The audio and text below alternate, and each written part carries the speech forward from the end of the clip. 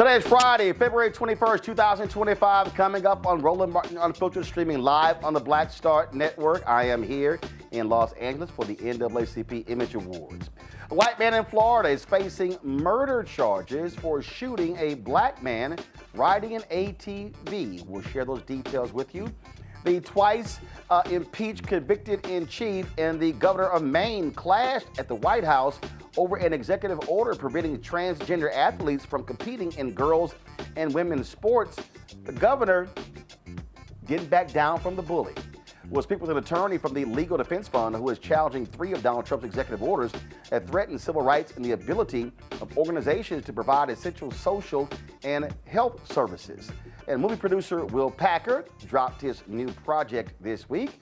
I talked to him about his book, Who Better Than You? The Art of Healthy Arrogance and Dreaming Big. Folks, it's time to bring the funk. I'm Roland Martin Unfiltered. On the Black Star Network, let's go. He's got it. Whatever the biz, he's on it. Whatever it is, he's got the scoop, the fact, the find. And when it breaks, he's right on time and it's rolling. Best believe he's knowing. Putting it down from sports to news to politics. With entertainment just for kicks, he's rolling. It's on go, roll, y'all. It's Roland Martin, yeah. Rolling with Roland now. He's funky, he's fresh, he's real, the best, you know he's Roland Martin now.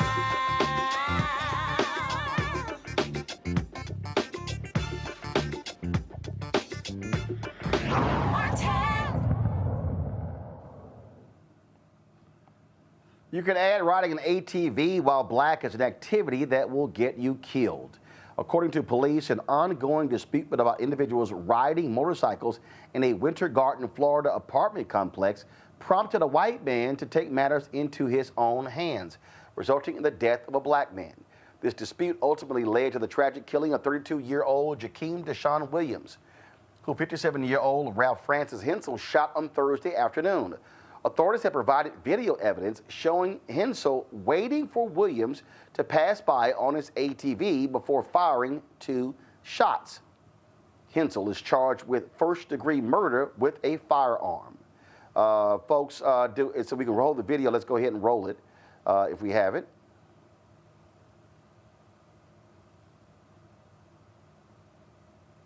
This, of course, here is news footage. Okay, this is news footage here of the scene there. All right, so the actual video of the shooting has not been released by police as of yet. Joining us now, Matt Manning, civil rights attorney out of Corpus Christi, Zabora G, DEIA consultant and employment specialist, Michael Imhotep, host of the African History Network show out of Detroit. Matt, we talk a lot about these stories, and again, you got people who act as if they want to be law enforcement's judge and jury, and don't be shocked if this guy's lawyers try to somehow claim stand your ground. Yeah, I was just thinking that. I mean, especially because it's Florida, and they're just as crazy as we are in Texas with such laws. So you can expect that's going to be part of the argument, but this is going to be a problem for this defendant, particularly because it sounds like he laid in wait and this was an ongoing issue. So it's interesting we're talking about this now because I was just in a Texas Rangers office about an hour ago, and he was telling me about a case involving the same kind of situation. And in that case, the person went and armed themselves before they went to confront the person in that particular case. This is the same is true here.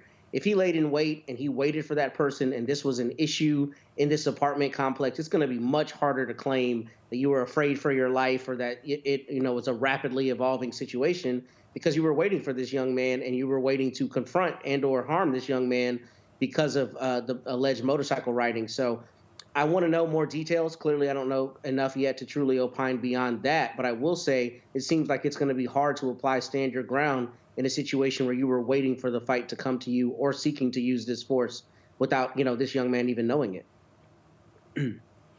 Oh, absolutely. And the thing here, this reminds me, Zabor, of the Jordan Neely shooting, where they were playing music at a gas station, and this guy decides to shoot. The guys to shoot at them.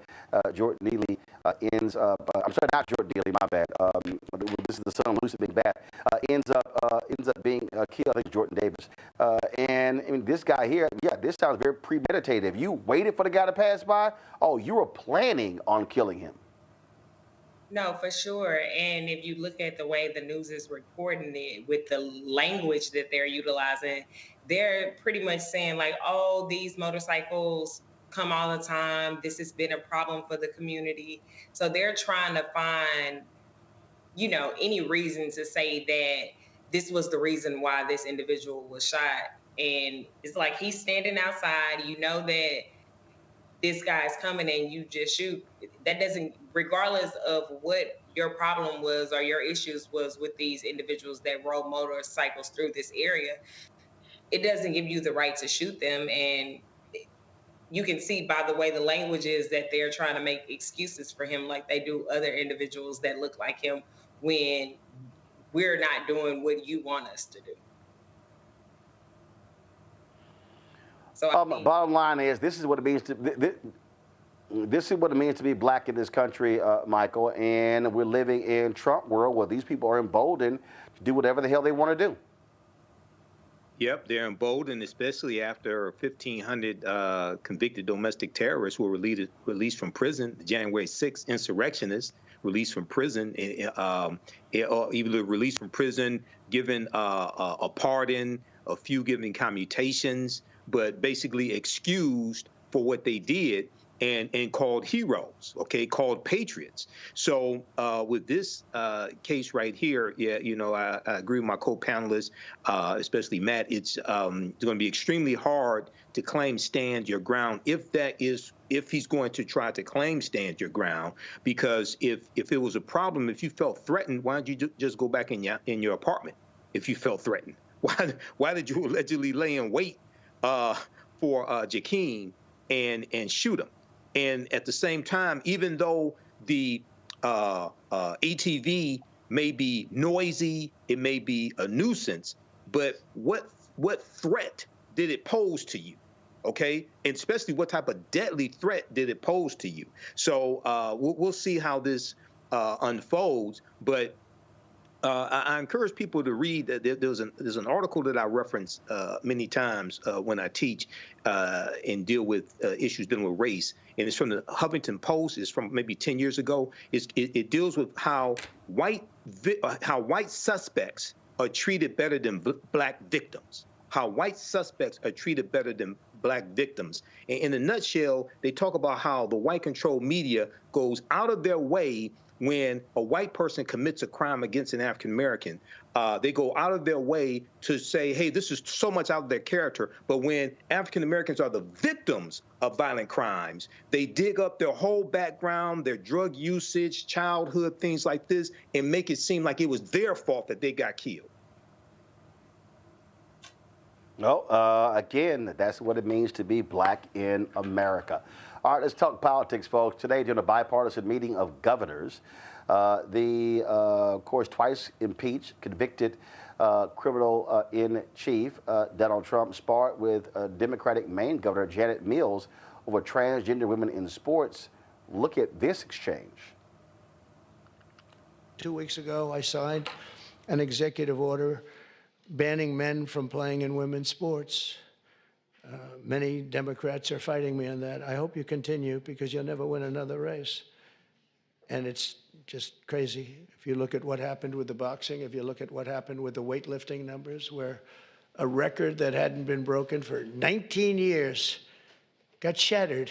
But, they put up an eighth of an ounce here, an eighth of an ounce there, and it's 218 pounds or whatever it was that. And hadn't been broken in 19 years. And then guy walks up who transitioned. He transitioned, and he knocked out that record by about 100 pounds. That will be a record not going to be broken again in a long. So we put a ban on it, and to protect women. I mean, the women, if you watch the Olympics, you had two transitioned people that were fighting in the women's boxing. They have women's boxing category. And if you saw that, it was brutal.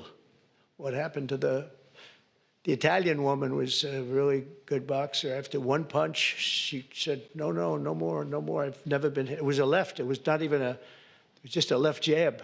She got hit so hard, she said, I can't do it. They forced her to go out. No, go out again. You'll do it. Goes out again, gets hit again. No, no, that's it. She didn't want to die. And it's crazy, but the NCAA has complied immediately, by the way. That's good. But I understand Maine. Is Maine here, the governor of Maine? Well, are you not going to comply with it? I'm complying with state and federal laws. Well, we are the federal law. Well, you better do it. You better do it because you're not going to get any federal funding at all if you don't. And by the way, your population, even though it's somewhat liberal, although I did very well there, your population doesn't want men playing in women's sports. So you better comply because otherwise you're not getting any federal funding. See you in court. Every state, good, I'll see you in court. I look forward to that. That should be a real easy one. And enjoy your life after governor because I don't think you'll be in elected politics. Maine is one of several states that are defying the executive order issued on February 5th, which prevents transgender athletes from competing in girls' and women's sports. I must say, Zabora, that's how you punch a bully in the back. That's how you hit him back. We'll see you in court. And I'm glad she didn't waver and back down. I don't care whether you agree or disagree. If you're going to have Donald Trump stand there and be an asshole like that, guess what? You fire back and you don't back down from him. No, for sure. You are not following any of our Constitution. You are not listening to the people. You are just doing what you want to do. And she didn't back down. She used every fact in the situation.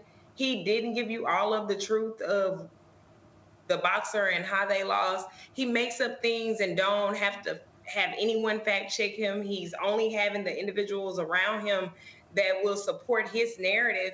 But if we turn our back at what he's doing when it comes to transgenders, it impacts every other minority that are experiencing these discriminations in all of these places. It's just, he's losing every ounce of success that and progression that we've had when it comes to just diversity, equity, and inclusion and accessibility.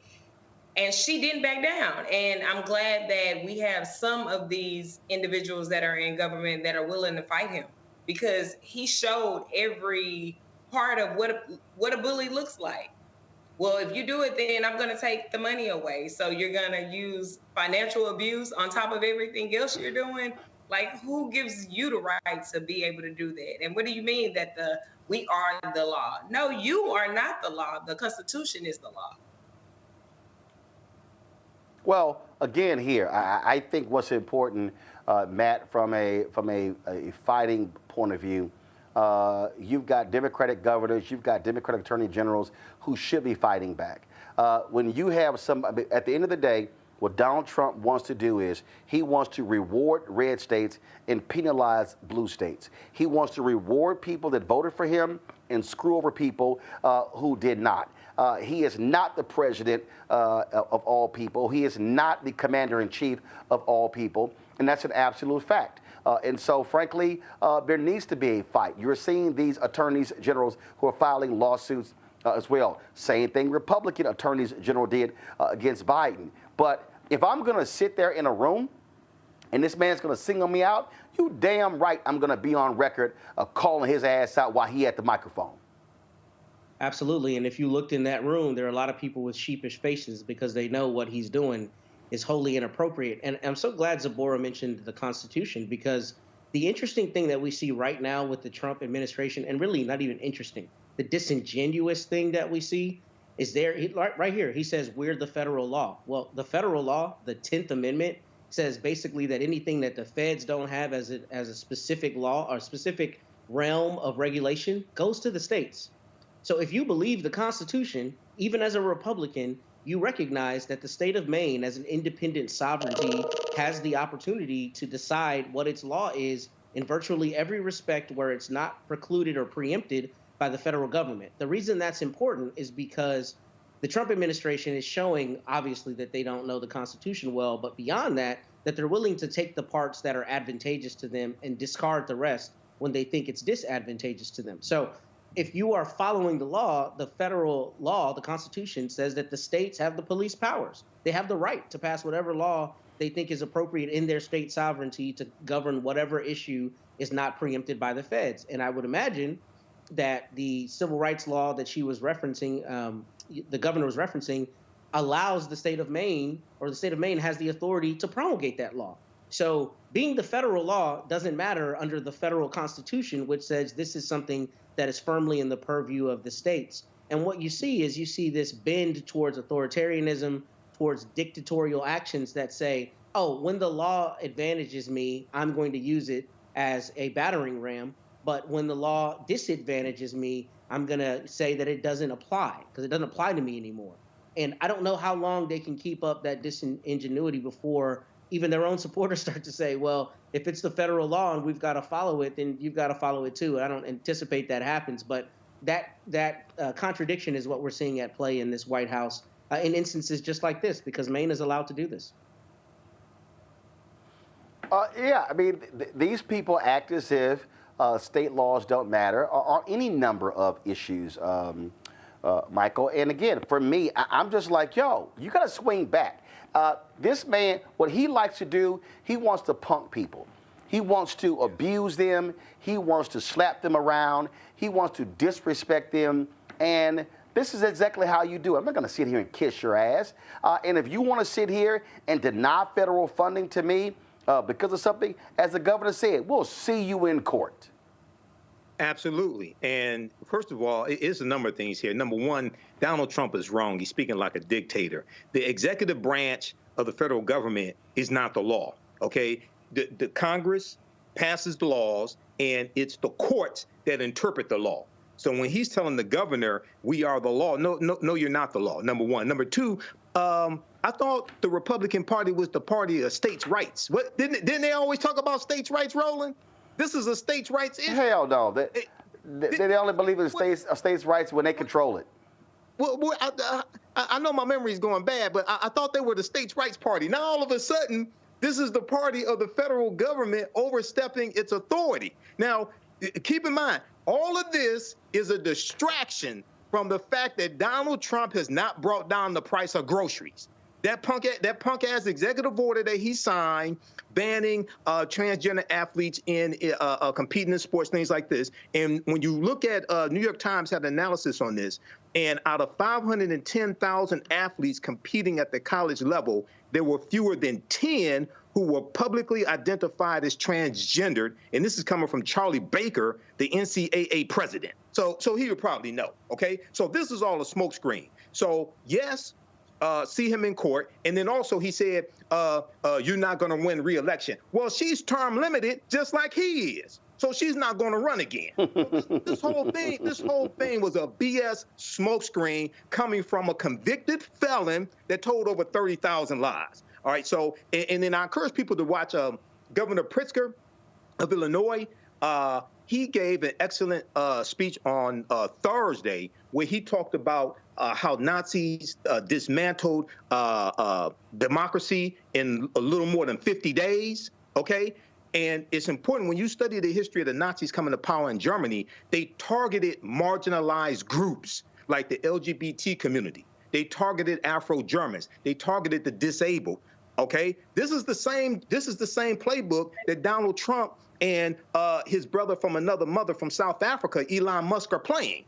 They're going after marginalized groups. Transgender people make up tenths of 1% of the population of the U.S. So this is a smokescreen. Well, but again, and again, what they're doing is it's all about a culture clash, and again, it's the whole notion of I'm a dictator, and again, the way you respond to a dictator is you punch them in the mouth.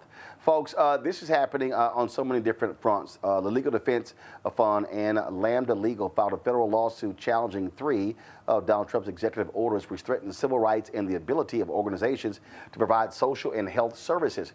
Folks, this is an important issue because, again, what you're seeing is them trying to craft policies that are detrimental to marginalized citizens. Demetria McCain is the Director of Policy with the Legal Defense Fund. She joins us now from Washington, D.C.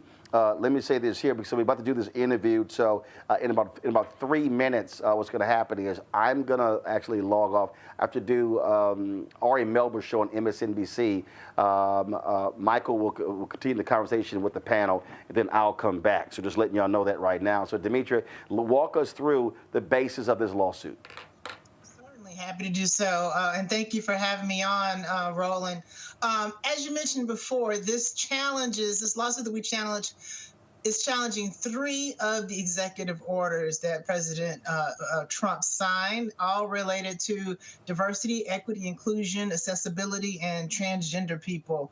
And so in the lawsuit, we claim that the executive orders will severely limit the organization's abilities to actually provide some critical social and health services, such as HIV treatment, fair housing, counseling, equal employment opportunities, affordable credit, civil rights protection, and many, many others. And so this would harm countless of people across the United States, including Black people, other people of color, women, LGBTQ plus people, people with disabilities, just as was referenced earlier, people living with HIV. And so the lawsuit was filed on behalf of 3 nonprofit organizations. Some of them might be familiar with. National Urban League was one, National Fair Housing Alliance, as well as the AIDS Foundation of Chicago. And so it goes on in the lawsuit to claim that the administration is actually violating the organization's rights to free speech and due process rights, as well as engaging in actual intentional discrimination by using and enforcing the anti-equity orders, all right? Now, these 3 orders that we're challenging, they do some things. They terminate equity-related grants, all right? And they forbid federally funded entities from engaging in diversity, equity, inclusion, and accessibility programs, and from recognizing the existence of transgender people. And so together, the orders actually reverse actual decades and decades of civil rights progress, folks. And also they pose an existential threat to organizations that actually advocate for civil rights and the rights of transgender people, people who are actually trying to help people get shelter and have services. So really critical rights that are impacted here in the lawsuit. And so we're hoping to get a favorable decision, but we just filed it this week. But again, that's what their goal is. I mean, their goal is to actually, I did this piece, shortly after inauguration saying MAGA's goal is to defund Black America. They want to attack the civil rights and the economic rights infrastructure. Right. That's exactly right. I mean, and we know a lot of the work, for instance, that the National Urban League does, right? So they are the largest historic civil rights and urban advocacy organization that's committed to elevating the standard of living for Black Americans, as well as other underserved people. And also they're very, very out front about their support for people in the LGBT community. And so the work they do really tries to empower people economically, right? So just to your point, Roland, to disarm that is really hurting swaths of our people. Okay, Demetria, this is Michael Imhotep. So before I go to the panel with questions, one of the questions I had, because I've been following this and I read some of the executive orders. We know that Donald Trump rescinded Executive Order 11246, which is affirmative action, dating back to President Lyndon Baines Johnson, 1965. And oftentimes we hear in the African American community, well, the number one beneficiary of DEI are white women, okay? And we don't benefit that much from DEI, so it doesn't hurt the African American community. There's an article from blackenterprise.com that talks about how only 4% of diversity, equity, and inclusion jobs go to African Americans. So can you talk about how, maybe more specifically, the type of harm that will happen to the African American community if we can't get these executive orders from Trump rescinded when it deals with equity grants, when it deals with job opportunities, economic opportunities, things of that nature pertaining specifically to the African American community? Absolutely, happy to do so. So let's think about, I talked about the National Urban League, right? Let's talk about the National Fair Housing Alliance. The National Fair Housing Alliance is the country's only national civil rights organization that is dedicated solely to eliminating all forms of housing and lending discrimination. If anybody's been reading the newspaper in the last, let's say, 2 years, you've heard about appraisal bias. This is one of the things that they focus on, right? And that appraisal bias is really, as I call it, appraisal discrimination, is really targeted at Black households, okay? And so if you take away the funding of this organization, you're crippling them from being able to do that type of work, okay? And so they've been doing longstanding outreach on these types of things, housing counseling that they provide people. They're looking at artificial intelligence as it relates to fair housing and housing discrimination. I would say out of the categories of fair housing complaints that are filed with the federal government, for instance, disability is up there. Most complaints are disability. But the second biggest group relates to race based on fair housing discrimination, right? And so if we cut off the legs of organizations like this because they are actually pushing diversity, equity, inclusion, and accessibility, then we're cutting off a lot of the supports that they give the Black community. Okay, and I had another follow-up question. When you talk about equity grants, okay, give us more information, more details. What exactly are equity grants? How have these grants been able to help African-American organizations, things like that? Because a lot of times when people don't know that different policies exist, they don't miss it until it's gone. They feel the impact when it's gone, but don't really realize what it is, before it's taken away. So give us some more details on what exactly are equity grants and how do they help African-American organizations? Well, if we think about it, I know you mentioned earlier, people felt as if in the employment space, right, that Black people were not benefiting that much. But if you think about it, there are organizations who simply, because of historic barriers, historic discrimination, simply are not able to get some of those opportunities that a lot of other organizations get, right? Because let's say, for instance, their focus is the Black community or their focus is some other marginalized community, right? And so grants and contracts, I will say, not often, but sometimes do really go to people who are going to target those communities. Okay. And so that's what I meant earlier when I said you kind of cut off the legs of the organizations that are specifically trying to help the Black community and other underserved communities. Those are the types of things we're talking about. Absolutely. Oh, okay. I want to go to my panel here. We'll start with Matt. Start with the attorney on the panel. Matt, did you have a question for Demetria? I sure do. I first have a comment. Thank you for the good work you're doing. This is not easy work, and I appreciate y'all carrying the mantle. And I kind of have a couple questions in that respect. So I'm interested particularly in the speech and how it's framed. I haven't read the lawsuit, of course, but is it essentially like a viewpoint discrimination argument, basically that because they're advocating for DEIA, the federal government is infringing on their speech, or is there some other way that that's being framed? And as it relates to the Fifth Amendment, I thought that was really interesting. That's where I thought you were going to go with the due process. Is there precedent in history in terms of the federal government being stopped or enjoined from certain actions that are, comparable to this under the Fifth Amendment? I'm asking because I haven't seen many examples, and I'd love to see kind of some of the precedent. Yeah, I tell you that I'm not prepared to give you the examples at the very moment. But to your first question, which I believe was about the free speech piece of it, absolutely. Because see, these organizations that are plaintiffs in this case, they have a mission. Right. And within their missions, they're focused on particular communities, particular type of discrimination, particular types of things that are exactly the things that the Trump administration is going after. Right. And so that's the viewpoint that they have, that they share, and they publicly espouse what their mission is and what their points are. Right.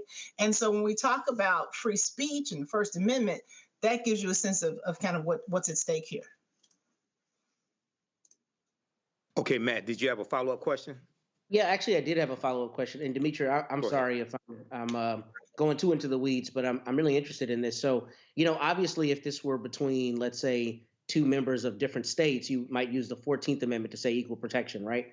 Is there a corollary under the Fifth Amendment that allows you to say essentially that these organizations that are the plaintiffs are being treated differently than organizations that are not, espousing viewpoints that are offensive to the Trump administration? I mean, not under the due process clause, but I mean under an equal protection theory. Is there a way to allege it that way? Well, I don't want to go outside the four corners of the complaint since it's just pending, and everybody's welcome to take a look at that on our website. But if you're talking about comparing these complainants to others who have others, let's say United Way, for example, and I don't want to point them out specifically, but let's say a group like that helps everybody, right, without specifically focusing on issues of race. Those types of organizations are not likely to have their funding put at risk or taken away from them versus these types of organizations. So there's a big difference in how these organizations who espouse the need for civil rights, right, and the elimination of discrimination versus those who are silent on it. Big, huge difference there. Okay, thanks, Matt. Next, I want to go to Zabora. Zabora, did you have a question for Demetria? Yeah, I do a lot of work with individuals with disabilities, and just to think of how some of those equal protections are being impacted under how these executive orders are impacting those equal protection rights when it comes to things like the work opportunity tax credit, different research for research grants that find out how individuals with disabilities or how individuals with other minorities are being impacted by this. Do you think that this lawsuit will allow other individuals to be able to file lawsuits of their own? And how can we ensure that we are supporting them in the best ways that we can? And how much protection do they have under the ADA laws to protect them, to present a case that will allow them to really combat these executive orders? I tell you, I'm so glad you touched on that, and I really appreciate your comments that you made it earlier. I would definitely plus up those. So, the ADA, the Americans with Disability Act, is what she was talking about, folks. There's the American Disabilities Act, there's Title VII, Title VI, all of these civil rights acts. Honestly, folks, there's a lot of misinformation and falsehoods that the president is spreading about what power he has with the pen under quote unquote laws that he's creating, right? These statutes have been on the books for absolute decades. And to the extent that these laws have protected people in the past, they should be protecting people in the future. And so while the four corners of this particular lawsuit speak to the issues I mentioned earlier, there are lots of other organizations looking at filing other types of lawsuits on other types of bases. And so when you talk about whether or not this particular lawsuit will protect people with disabilities, first, let's stop and say there's intersectionality, right? There are plenty of Black people, Black families across America who have a disability, right? And sometimes it impacts our people more than others. And so when we are talking about, in this case, making sure that organizations that support people with those issues, that is the way that would be helpful. But in terms of somebody protecting their individual rights under something like the American with Disabilities Act, that's yet to be seen. We'll have to see how that works out. And we have to see what the courts do, right? So far, I would give people a little bit of encouragement that we've seen some good decisions come out, some of these district courts, but let's see what the courts do. Absolutely. All right, Zabora, thanks for your question. Now, Demetria, first of all, you mentioned your website. Give everybody your website, please. Sure, NAACPLDF.org. When you go in there on the front page, you'll be able to see a statement about the case, and it'll link to the actual complaint as well as a shortened version to give people a little summary about the complaint if you don't want to read the whole complaint. Okay. Now, when we talk about the disabled community, people with disabilities in America, you mentioned some of the civil rights legislation that deals with disabilities. Approximately how many people in America are classified as disabled or have a disability, and if you know, what percentage of that total number are made up of African Americans? You know what? I am not prepared with those numbers. Happy to get it to Okay. you. But Okay, that's fine. we are overrepresented. Let me just put it that way. Yeah. And you know why though, right? Because we're overrepresented when it comes to healthcare, right? With not having And health care, not having health insurance, yeah. Yep, exactly, disproportionate exactly. lack health insurance. So now, from my understanding and reading like various job applications, things like that, is diabetes classified as a disability? Yes, Having it is. diabetes? I don't think I'm the right guest to answer that question Okay. for you. Okay. All right. No problem. No problem. Another question that I had was I was looking at a statement from Janae Nelson from the NAACP Legal Defense Fund, and she said, quote, "The three orders we are challenging today perpetuate false and long-standing stereotypes that Black people and other underrepresented groups lack skills, talent, and merit, willfully ignoring the discriminatory barriers that prevent a true meritocracy from flourishing." So when we saw Donald Trump sign these executive orders, like rescinding Executive Order 11246, extending, and on day one in office, he also rescinded Executive Order 13985 that was put in place on the first day of the Biden-Harris administration. And that dealt with looking at how systemic racism permeated throughout all federal government departments. And they came up with 300 policies to deal with that and put that in place. Can you talk a little bit about this whole myth that somehow Black people are not qualified when it comes to having jobs, but automatically white people are automatically qualified? Whatever it is, they never talk about, well, what hit unqualified white people. Can you break that down for a minute, please? Absolutely. And this whole concept of quote unquote meritocracy is again smoke and mirrors, and it's absolutely not true and not factual. When we look, though, the reality is we look at this is why we need diversity, equity, inclusion, and accessibility programs and initiatives. When we look at the unemployment rate, just looking at it from January of this year, right, the unemployment rate for Blacks is still higher than that of whites, right? So for whites, it's around 3-something%. For Blacks, it's 6-something%. But let me tell you something. That is not because we're lazy. That is because we're not capable. That is because of the historic barriers that we have dealt with. There's no secret to that. And they want you to believe that it's simply because of our lack of trying and that we're not qualified. Well, let me tell you something.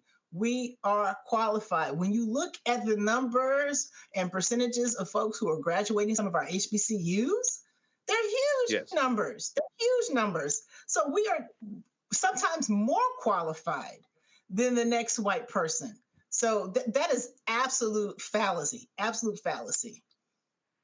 And we see this being perpetuated, this meritocracy, and they'll invoke Dr. King, even at the Black History Month celebration that took place yesterday. Alveda King, Dr. King's niece, was there. On day one, when Donald Trump was doing these executive orders, rescinding 78 executive orders from President Biden, he said, we're going to make Dr. King's dream come true. But Dr. King was talking about dismantling white supremacy and racism in America. Okay.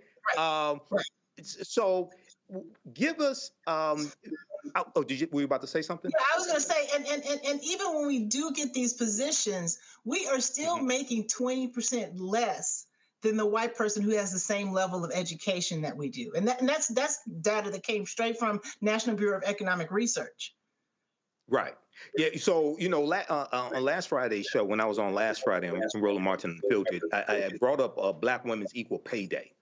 And Black Women's Equal Pay Day takes place sometime in August. And it deals with the fact that it takes African-American women 20 months to make, on average, 20 months to make the same amount of money that it took the average white male 12 months to make. And African-American women on average lose out on about $1 million in lost earnings over their working career, maybe approximately about 40 years, okay? Yeah. Okay. So I know Roland is on his way back. Give us that website again. And sure, happy to do so. To get back. NAACPLDF.org. And let me just invite your listeners also to take the time to look at our report that we did when we analyzed Project 2025. They'll find that on our website as well. We analyze it from the perspective of Project 2025 as it relates to the Black community. So okay. That's going to, like that, obviously we know already that that's a roadmap for what's to come in this administration and what we've seen already, but it really takes it from the perspective of the Black community. Absolutely. And I did look at that. I've been on a few panels over the past few months dealing with Project 2025. And I did look at that information as well. And that was one of the questions I wrote down to ask, dealing with, we know there's been about 60 policies that Trump has put in place that come from Project 2025, but dealing with these executive orders, how does that, if you can give me, let me know quickly, maybe about 30 seconds, how does that line up with Project 2025, these various executive orders he's put in place? Absolutely lines up. I mean, let's take the Department of Education, right? Because everybody's heard about how they're trying to dismantle the Department of Education. A lot of that is straight from the Project 2025 script. I call it a script, right? And so the things we're seeing, obviously we know the horrible things going on with federal workers as it relates to the federal government. But the things we're seeing, there's a letter that they issued last week at Department of Education, Office of Civil Rights, full of falsehoods relating to the SFFA case, which directly deals with diversity, equity, inclusion, and accessibility in higher education. And they try to blow that out and make it act like it addresses all types of sectors. It does not. It is an absolute falsehood. That's how they try to distract us.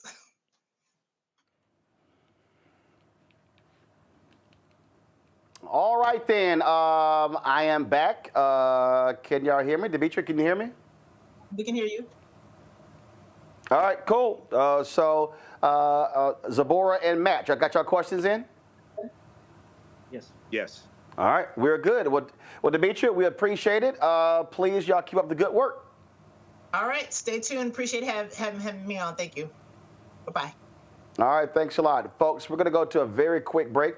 We come back, lots more to talk about. The craziness happening in the nation's capital, and of course, what's happening also across the country as well. So lots to talk about right here on Roland Martin Unfiltered on the Black Star Network. Don't forget to support the work that we do. Join our Bring the Funk fan club. Your dollars are critically important for us to do what we do. And so please support our work. If you want to give to us via Cash App, use the Stripe QR code. You see it right there on the screen. If you're listening, what you can do is, of course, go to blackstarnetwork.com for that. You can see your check and money order, P.O. Box 57196, Washington, D.C., 20037-0196. PayPal is R Martin Unfiltered, Venmo RM Unfiltered, Zelle Roland at RolandSMartin.com, Roland at RolandMartinUnfiltered.com. We'll be right back. This week on The Other Side of Change. Abolition focus. Should we aim for reform or abolishing the entire system? Come Felix lets us know how much possibility lies in abolition. That is such a radical image because it offers the suggestion, a suggestion that we already know to be true, which is that we have what it takes to take care of each other and to take care of ourselves. Watch us on the Black Star Network, so tune in to The Other Side of Change.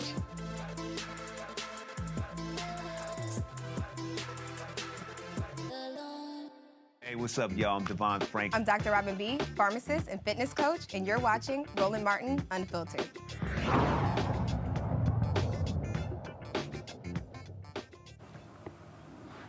Well, when you own Donald Trump, good things happen. Elon Musk is celebrating another legal victory regarding employment practices at SpaceX.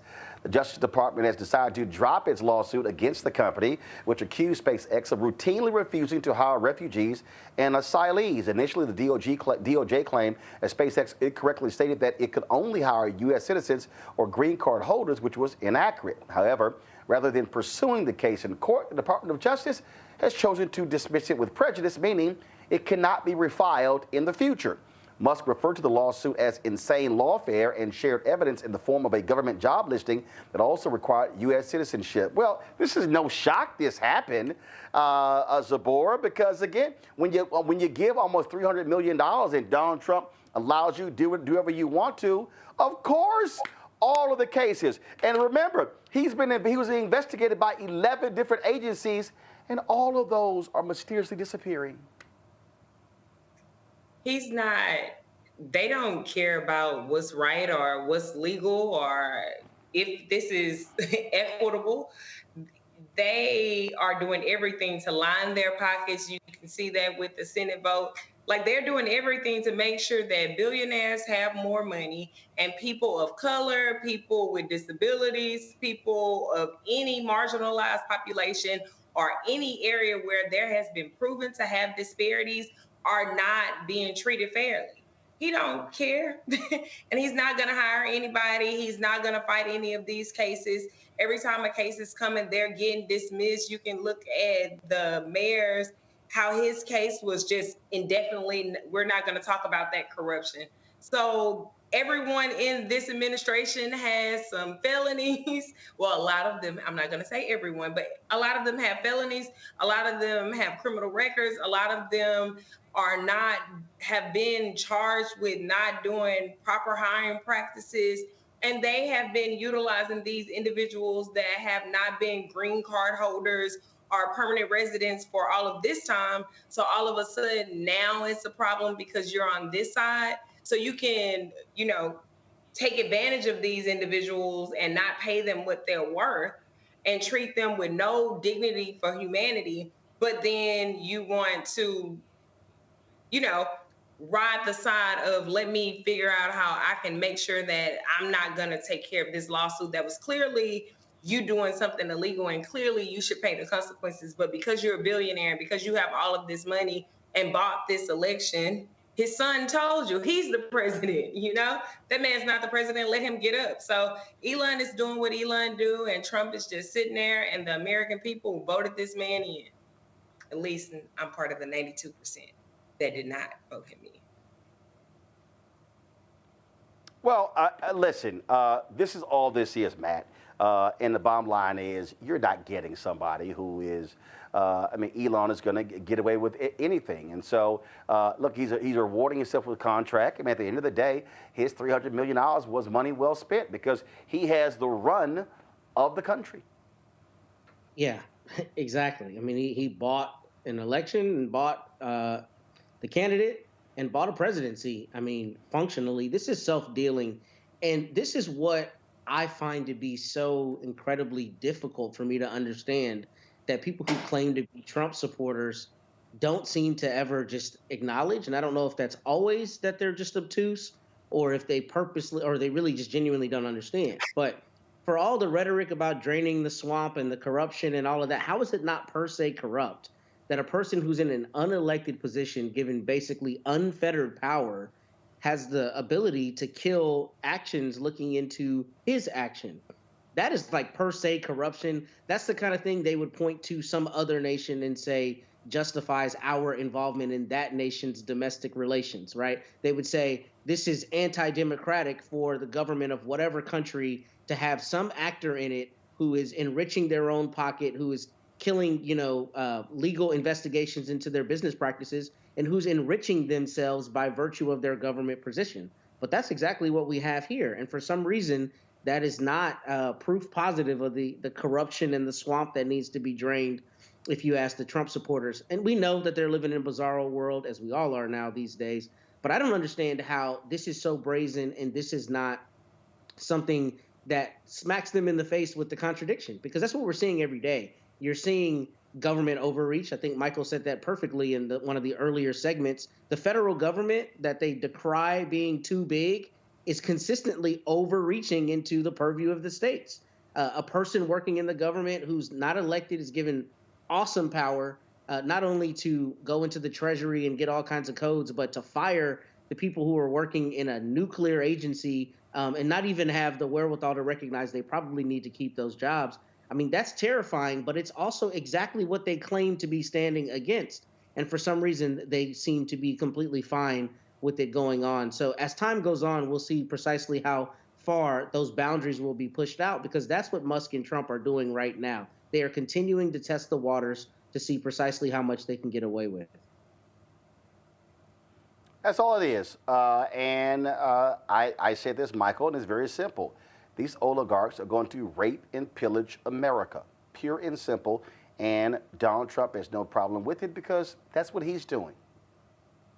Absolutely. That's what he's doing. And, raping and pillaging. I mean, this is what they do.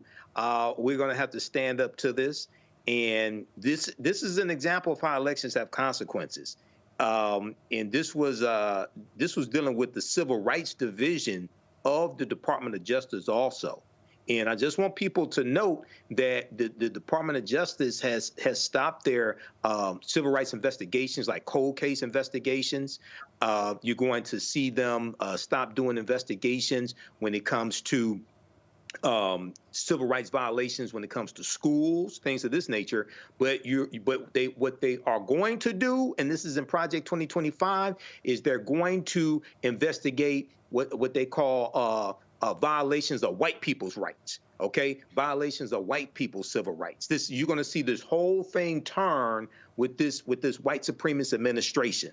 So Elon Musk is getting his money's worth, but at the same time, there is growing resentment in red districts. As we saw, I think it was yesterday, Representative McCormick's district in Georgia, the town hall meeting that he had, and you're starting to see this resentment in red districts. We're seeing farmers fearing that they won't get paid for work that they did dealing with federal contracts because you've had contracts that have been revoked because of Elon Musk and Donald Trump. So this is going to get worse, and more resentment and more outrage is going to start coming from Republicans. Well, again, I'm just, listen, y'all, you got to allow certain things to go on, and they're happening. You can't stop them. And this is real simple, okay? All of these people out here who are getting screwed, getting jacked,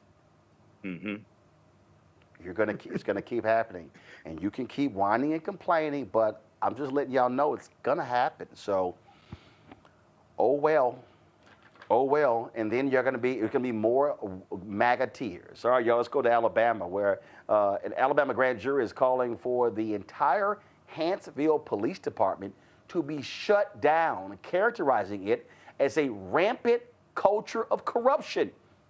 Y'all, this is unbelievable. The grand jury stated that the department has operated more like a criminal enterprise than a legitimate law enforcement agency. 5 officers, including the police chief, have been indicted on charges ranging from evidence tampering to ethics violations. During a news conference, Coleman County DA Champ Crocker presented the grand jury's findings. Watch this. Based upon the investigation by the State Bureau of Investigation, we, the grand jury, find that the Huntsville Police Department is a particular and ongoing threat to public safety. There is a rampant culture of corruption in the Huntsville Police Department, which has recently operated as more of a criminal enterprise than a law enforcement agency. The Huntsville Police Department has abused public trust by its failure of oversight, lack of leadership, and negligent training and hiring. The Huntsville Police Department has failed to account for, preserve, and maintain evidence, and in doing so has failed crime victims and the public at large. This evidence is unusable. We, the grand jury, have zero confidence in the Huntsville Police Department's ability to maintain a jail or to meet basic health and safety needs of jail personnel or inmates.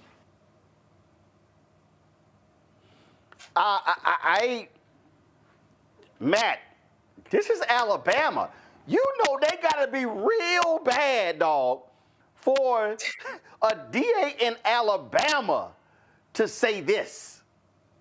Oh yeah, it's a lot of layers to this onion. We don't know nearly enough yet. But look. Yeah, I don't know where that came from, but I like that. I'm gonna use that again. But in any event, check it out. Huntsville, Alabama, in 2023 had 3,300 people. So that means their police department is probably 10 officers or less. So that means presumably at least half of those officers were on some crook stuff, right? Which means what happened is this dispatcher, we read this article, this dispatcher apparently died of a drug overdose. And I suspect, as you see from the article, what they're saying is basically they were probably selling drugs out of that police department because everyone had access to that evidence locker. And while I kind of chuckle about that, I mean, it's terrible and it's terrifying that the people who are entrusted with, promulgating the law and rather protecting us under the law are obviously not following the law. But on top of that, you can't tell me that this DA in this county hadn't heard rumblings of this, because this is such a small police department. I bet you there have been some issues between that police department and the DA's office not wanting to take cases because of chain of custody issues. And lo and behold, you've got this rampant corruption. But the final thing I want people to take from this that's very interesting is the way the grand jury process is actually supposed to work, at least under Texas law, is you take evidence to the grand jury and the grand jury decides whether they want to promote or suggest charges. Now, the way it often happens is a prosecutor goes in and says, I think it's aggravated assault. I think it's this crime. I think it's that crime. And the grand jury rubber stamps it by issuing a true bill, okay? But hyper-technically, the way it's supposed to work is evidence is supposed to be presented to them, and they decide whether they want to recommend a certain charge via an indictment. The reason that's important is for this DA to be reading that a grand jury sent out something saying, this police department is a menace. It is something that is a threat to the safety of our citizens is crazy, because you normally don't have a grand jury basically issuing a press release. You normally have a grand jury issuing a true bill or a no bill, and that's it. But for them to send out this statement is a huge statement to what was going on in that city. And I suspect we will learn there was a lot more behind the veil, behind the door of that evidence locker. Zabor, this is a 92% white town. I can't remember ever hearing a DA come out and call out a police force in Alabama like this. I mean, they were doing some straight up Breaking Bad stuff. Yeah. Definitely, they had to be worse than the training day police, right? They had their own little rings going on. And if this is what they're putting out there on the news and letting everybody know, it's so much that we don't know. And can you imagine what's going on to the Black individuals that are facing and coming up against these cops when they're in our neighborhoods? Because if they are corrupt against their own people, you can't even think that they would give a Black person a fair shot. So it is so much corruption, so deeply intertwined in every part of that criminal justice system, in that police system. It's no way to get away from that. I can just imagine what kind of things that are not being said and how much they're trying to hide and protect from the public actually finding out. For a DA to come out and say those words and to stand against what they would consider their own, I just imagine. I want to know, what else y'all doing over there? Because I'm sure it'd make great TV. Michael? I want to know which one of these white men were the unqualified DEI hires. That's what I want to know, number one. Okay, that's the first thing. Number two, when you watch the video, because ABC News has an article on this, right? They show somebody crawling through the wall that accesses the evidence room. And this is what DA Crocker is alleging, how people, at least one of the ways that they access evidence in the evidence room, as well as allegedly drugs. Okay, so this is now, once again, this doesn't surprise me. This is a small town in Alabama. I mean, you have hundreds of small towns like this that are just rampant with corruption. I mean, I'm not saying it's right, but in the South, in Alabama, former Confederate state, this does not surprise me. So it's good that this is being exposed, and they're calling for this police department to be abolished. Okay, so I agree with that, and it's going to be interesting to see the type of information that comes out with this. But at the same time this is happening, Roland, you know, the Department of Justice announced, U.S. Department of Justice announced on Thursday that they are deleting the database that tracked federal police misconduct. You know, the one Joe Biden put in place that was originally the ideal of Donald Trump? They announced that they deleted that database. That was the result of the George Floyd protests. So, hey, the fight is on. It is indeed on. All right, y'all. Okay, let me be real clear. I don't like talking about the children of politicians. But when you are the twice impeached, criminally convicted felon-in-chief Donald Trump, and you are attacking DEI, and you are blaming DEI for the plane crash at DCA in Washington, D.C., that left 67 people dead, when you are blaming all these things on DEI hires, when you're talking about merit and all this sort of stuff, I came across this story that I found to be fascinating. So could y'all please pull up the photo of Kai Trump? I sent y'all in GroupMe, so please pull that up. So Kai Trump is Donald Trump's granddaughter. This is a photo of Kai Trump and her father, Donald Trump Jr. Okay? So the stories came around, panel, y'all gonna love this here. So the story came around, so there's a very prestigious golf tournament. It's a prestigious golf tournament that happens every year. It is the 2025 Junior Invitational at Sage Valley. It's in South Carolina from March 19th through the 22nd, okay? So what they do is they invite 36 of the top male junior golfers in America. And then they invite 24 of the top female junior golfers in America. So this is like a major deal. So the story came out that Charlie Woods, who is Tiger Woods' son, is going to be playing in this tournament. And then they announced that Kai Trump is going to be playing in this tournament. Now, Kai Trump signed a golf scholarship for the University of Miami.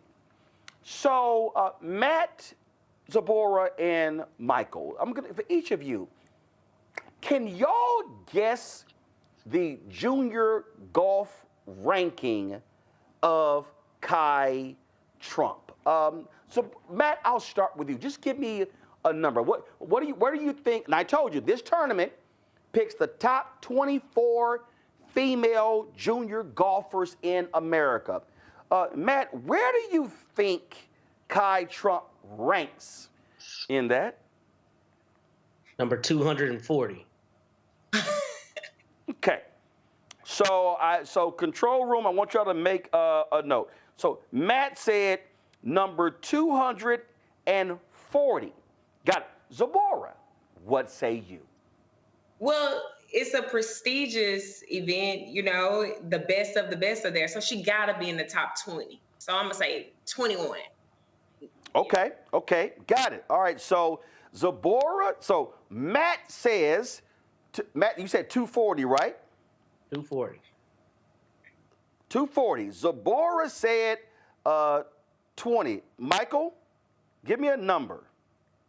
How many people are in this golf tournament? Okay, I told you. They picked the top 24 junior golfers in America. Okay.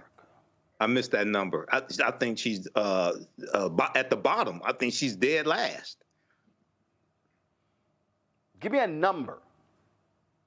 24. It is the top. It's top 24. So, hold on. You pick the top 24. So Zabora, her number is 20.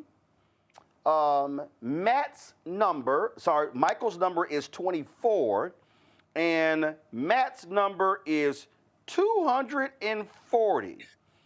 Control room, could you please show the next graphic?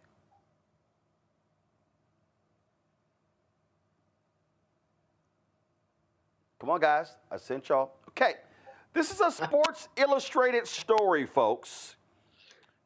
Y'all, she is the number 2,342nd ranked girls varsity golfer in America.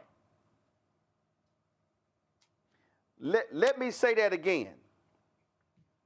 Zabor said she was 20th.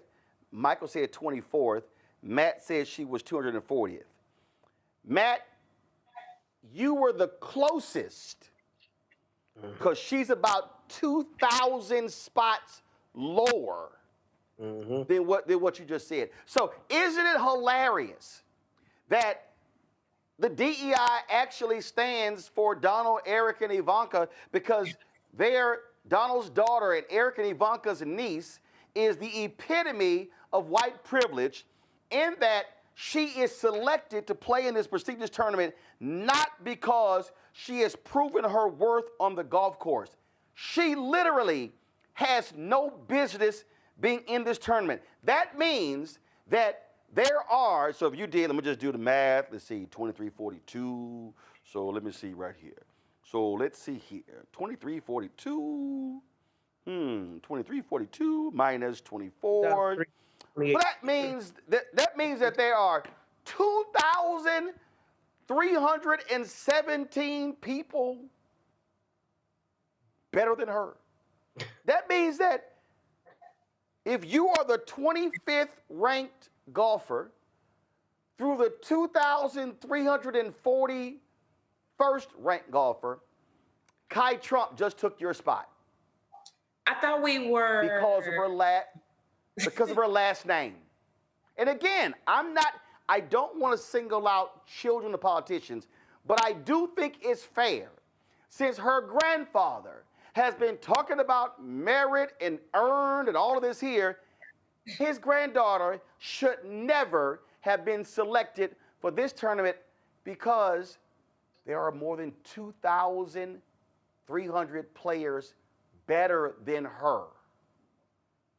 Zabora, go ahead. I thought we were, getting back to merit-based opportunities. I thought that was the goal, right? That's the executive order her grandfather put in place, but she's not merit-based at all, don't have the skills, don't have the qualifications.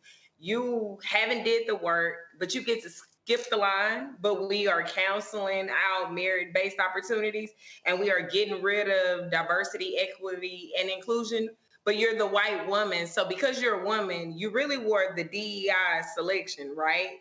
Because you didn't qualify, you don't fit, you didn't fit the bill, and you took the spot away from someone that may look like you that was more qualified, but we want to get rid of all of DEI hires and all of those merit-based opportunities except for your family? How does that work?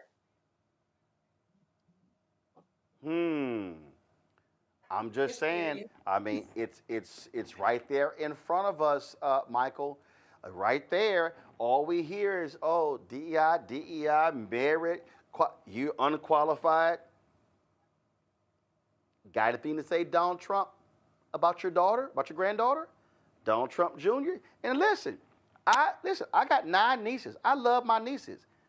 But if they ass ain't qualified, they ain't qualified. And I'm gonna tell you right now, if one of my nieces got selected for a golf tournament because they are my niece, right, and they were 2,342nd ranked, I would be like, niece, sit your ass down. Sit your ass down and go to the driving range.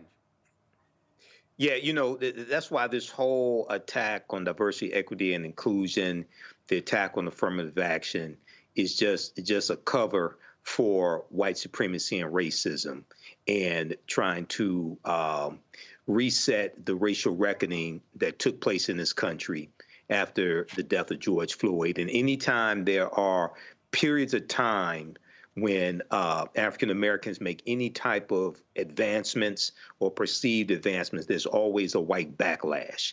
And this is a severe white backlash to all of that. And then at the same time, you have this glaring example of white privilege. This is what this is. This is white privilege. And the same people who talk about DEI and affirmative action will never take away the legacy programs at colleges for wealthy people, for people who graduated from their college so their children can get in, things like that. That's affirmative action for white people right there. And if you want a merit-based economy, if America was truly a merit-based economy, nobody would be more successful than African Americans, because who worked harder than a slave for 246 years largely for free? Who worked harder than a sharecropper? Who worked harder than a domestic? So if America was truly a meritocracy, African people would be the most successful people in the history of this country. I mean, Matt, I'm just saying. I think it's hilarious. And again, I just did Ari Melber's show on MSNBC, and I brought this up. And let me tell you how stupid some of these people are. Some dude, he literally sends me an article talking about how she's ranked #1, but he's quoting in NIL money. Lower in the article, it's from Sports Illustrated, it shows that she's ranked in the top 200 in Florida, but nationally, 2,342. If Donald Trump is looking for an example of white privilege as somebody who got a prestigious opportunity that they never earned, he can look at his own dinner table. You know, it's interesting that this is not only white privilege, but this is a flexing of my privilege is bigger than your privilege. Because the thing about golf is already a sport that most people don't have access to, right? I mean, the links cost, the clubs cost, all of those things. And it's a very, very, very difficult sport. It's very difficult to be consistent at golf. So for this young woman to jump 2,000 plus spots, it's kind of interesting because it's not against the same backdrop of people that are normally in the conversation, i.e. Black people or, differently situated non-white people. You're talking about generally probably young people whose parents are more well-to-do, who have the opportunity to put them in the golf tournaments and all of that. So it's interesting that this would be DEI against the backdrop of how the same half, how the other half lives, if you will. This is the same group of people. So I'm wondering what the backlash is like to that, because I mean, for her to jump all these other people who play golf and who presumably are well-to-do, I wonder if there's outrage there or if there's just the expectation that she's the president's granddaughter and of course she gets a pass. I mean, that's what this comes down to. It's not only white privilege, but it's, look, I'm the one running the world. I get to do whatever granddaughter be at this. And I'm sorry, okay, and I didn't realize this. I was wondering, I didn't realize this. This also goes for Tiger's son. They chose the top 36 male golfers. Tiger's son is a 714th ranked junior golfer in America. So Tiger Woods, his son, has no business playing in this golf tournament. That means that Tiger Woods and Kai Trump, Tiger Woods' son and Donald Trump's granddaughter, are taking the spot of somebody who actually is well-deserved, who earned it on the course, and they only got selected for this tournament because of who their daddy and their granddaddy is. And if I may, I hadn't heard this. But they look, go ahead. I hadn't heard the story until this very point. But you can contrast this to how people acted with Bronny and LeBron. Now, Bronny was actually a college basketball player, right? And I know that he had some health issues and other issues, but he was clearly qualified enough to be playing at USC, which is a perennial contender, right? Generally speaking.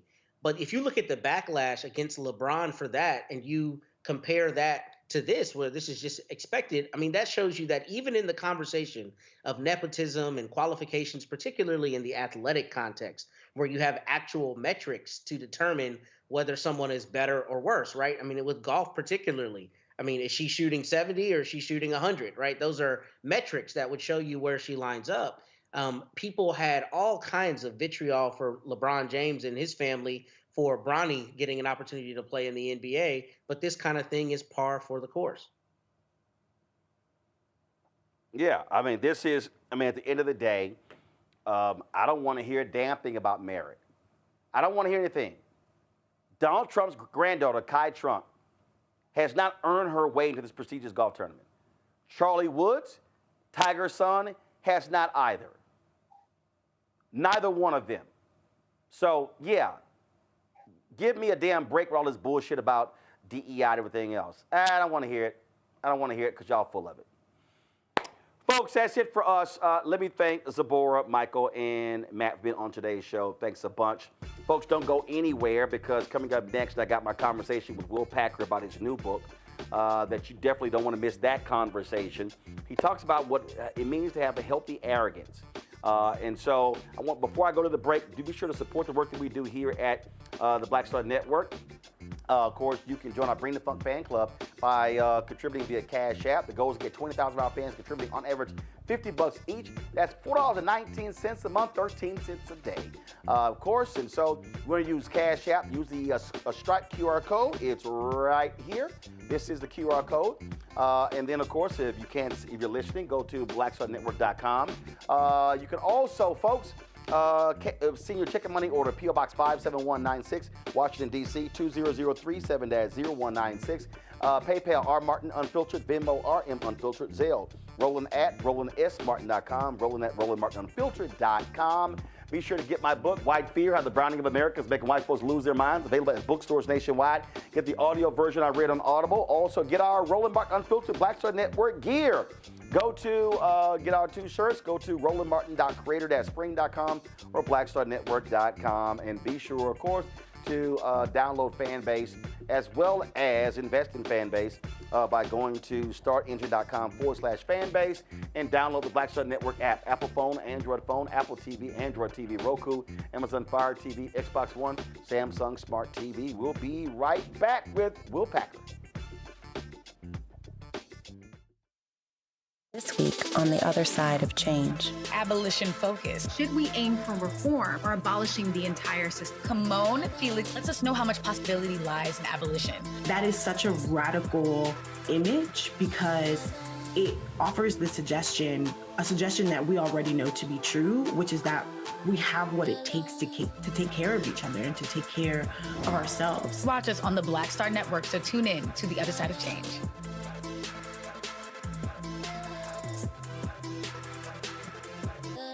Hello, I'm Paula J. Parker.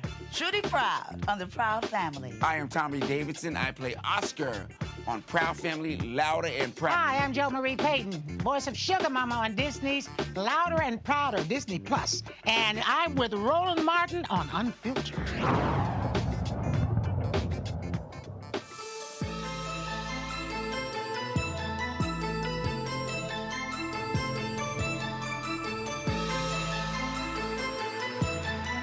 Get ready.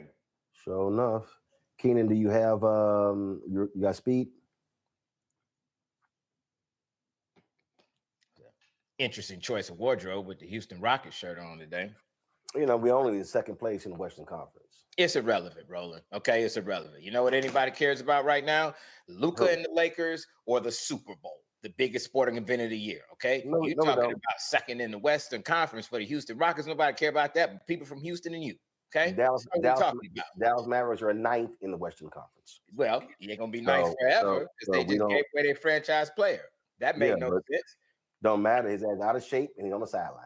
Listen, first of all, why you say he's out of shape? I don't know. Is that Luka is out of shape? Calf injury, 3rd time in 4 years. Listen, everybody gets hurt. I mean, he's not dying. You know, he's not like. Last I checked, let's see, Rockets 32-17, Lakers 28-19. They're in our rearview mirror. Who is the most relevant? Who is the most relevant right now? I didn't say that the team wasn't good. I said the shirt was irrelevant. It's Super Bowl weekend. And everybody cares about the Lakers.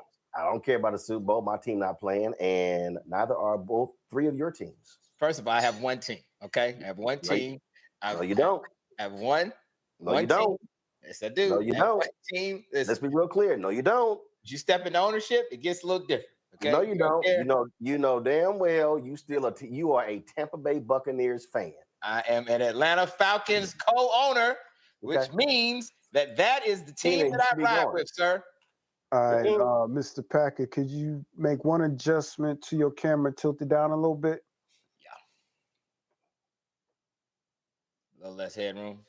Yeah, so that when we have the lower thirds up, it definitely don't want to cut off your chin. So. Yep. Let me just make this ring light disappear.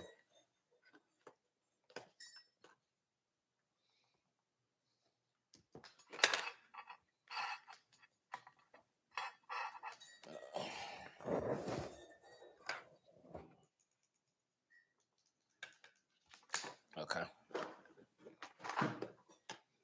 All right, you good with that? Camera position, you need it down lower.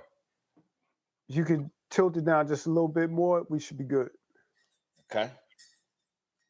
Yeah, right there should be Check me now. good. How's that? Yep, that should be works? good. Okay. Yep, that works. Thank you. Appreciate it. All right.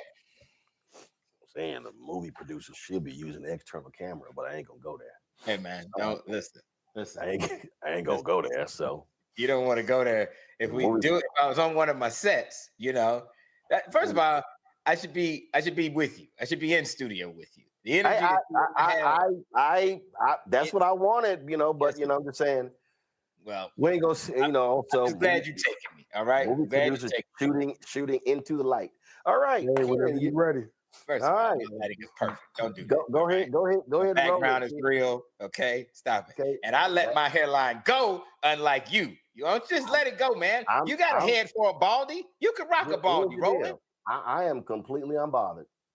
That's not the point. It's not about you. It's not about you. You always unbothered. I'm telling you, as your friend, you should let it go and get like me, rock the baldy and a hat. How about that? I do not care. Listen, it's not about you. You don't care about much. That's the problem. And also, let's be real clear. Let's be real clear. Okay, I have a lot more hair than you do. Because I chose to let it go because I saw it coming, and you decided to stand there in front of that hair, in front of that bald bust instead of letting it go. I let it go. The problem is I have far more hair than you do. So if I have to shave it all off, I have to I have shaving every day. I ain't doing that. Let me explain what I do. I wake up, slap some water on it, brush it, walk my ass out. It is a 2-minute process. I do not care. Nothing about your hair care routine gives the impression that you are spending an inordinate amount of time on it. Just to be clear, no one is surprised by the fact that you are just throwing water on and walking away. I don't care. That is not a surprise, okay? I don't care. Right? What I'm trying to do as your friend and your frat brother is tell you, hey man, there is a better option out there. Let it go.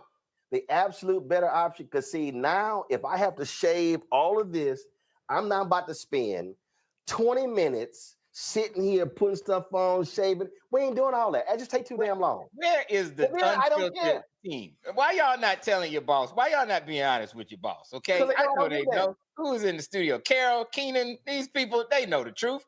Tell your boss that he needs to just let it go. And don't care. And and by the way, get your little Beijing. Get your little Beijing and darken this up too. How about that? How about we go in? Listen, you're on TV all the time. You are the face of Black America news. It is you, all right? And we know imagery matters, Roland. It matters. Why do I need to darken this up? It's real. Because, it's going to be real if it's dark. Doesn't matter. It's real. You are the face of Black America news. We need you to be our best foot forward. Yeah, you are. Who else is? Nobody better than you. Who better than you? How about that segue? Pre-COVID, Eddie Levert used to always darken his beard and his hair. Then when COVID hit, all of a sudden, Eddie was looking like Santa Claus. And you know what he finally said? Why am I wasting all my time darkening my damn beard? I'm 83 years old. Man, roll with that. Unbothered. Hold on. Quick question. This is good. I hope y'all recorded all that. Listen, how can I, to the studio, my audio is not coming in through my headphones, and I think it's a StreamYard function that I can change real quick. Hold on. Yeah, if we go speaker. Here we go. Okay. Rose, say something. Yes, that's what you those big ass DJ headphones on. Now I can hear you. Now I can hear you fine. Yeah, First of all, I am a DJ. You want to talk about my DJ headphones? I am a DJ. They got things like earbuds, you know. I'm just saying. You are talking to one of the preeminent. I will remind you, okay? I will do my own intro. You are talking to one of the preeminent producers in all of Hollywood. Not black, not alpha, not white, anybody. One of the preeminent producers. So you are not going to lecture me on the hardware necessary to capture correctly the audio and the video of this podcast that we're doing today, sir. This daily digital show that we're doing, sir. And so let me remind you, you were talking to one of the premier digital pioneers. I give you that. You're talking to somebody who has always been 10 plus years ahead of the game. And so when it both things can be true. When it comes to this space, there was some big ass headphones. Listen, but you invited me in, and I'm not like the rest of your guests that just gonna let you get up here and say anything with a Houston Rockets shirt like it doesn't need to be called out. Okay, win a championship in this decade. Okay, do something relevant before you over here hyping up that team. Who's your team? You know what? I feel like it's time to get into the interview. All right. Who's your NBA team? The Atlanta Falcons. Well, the Atlanta Hawks. I ride with ATL. You know that. The Atlanta Hawks. The team where we beat that ass. I was there on the court side. I mean, there on the court, right next to the Rockets bench when we beat that ass. So where, in Houston or Atlanta? Come see me in the Atlanta. And I'm sorry, have the Hawks won anything? Yeah, well, listen, we're working on it. Yeah, you see Trey, you see Ice Cold Trey. We coming for it. We're coming. EVER ever? Listen, okay. I'll be at the Hawks game Friday night. Are we running this live or is this tape? Tell me. I know. It's been recorded. When is it gonna run though? I want to make sure my references are current. No. You can go ahead and keep whatever little references you want. That little team. Listen. Don't do that. Friday night I will be there supporting the Atlanta Hawks because we're having our Black History Month game. When is the Black History Month game for the Houston Rockets? Every game. When? Every game. No, it's not. Because we got a black head coach. Don't do that.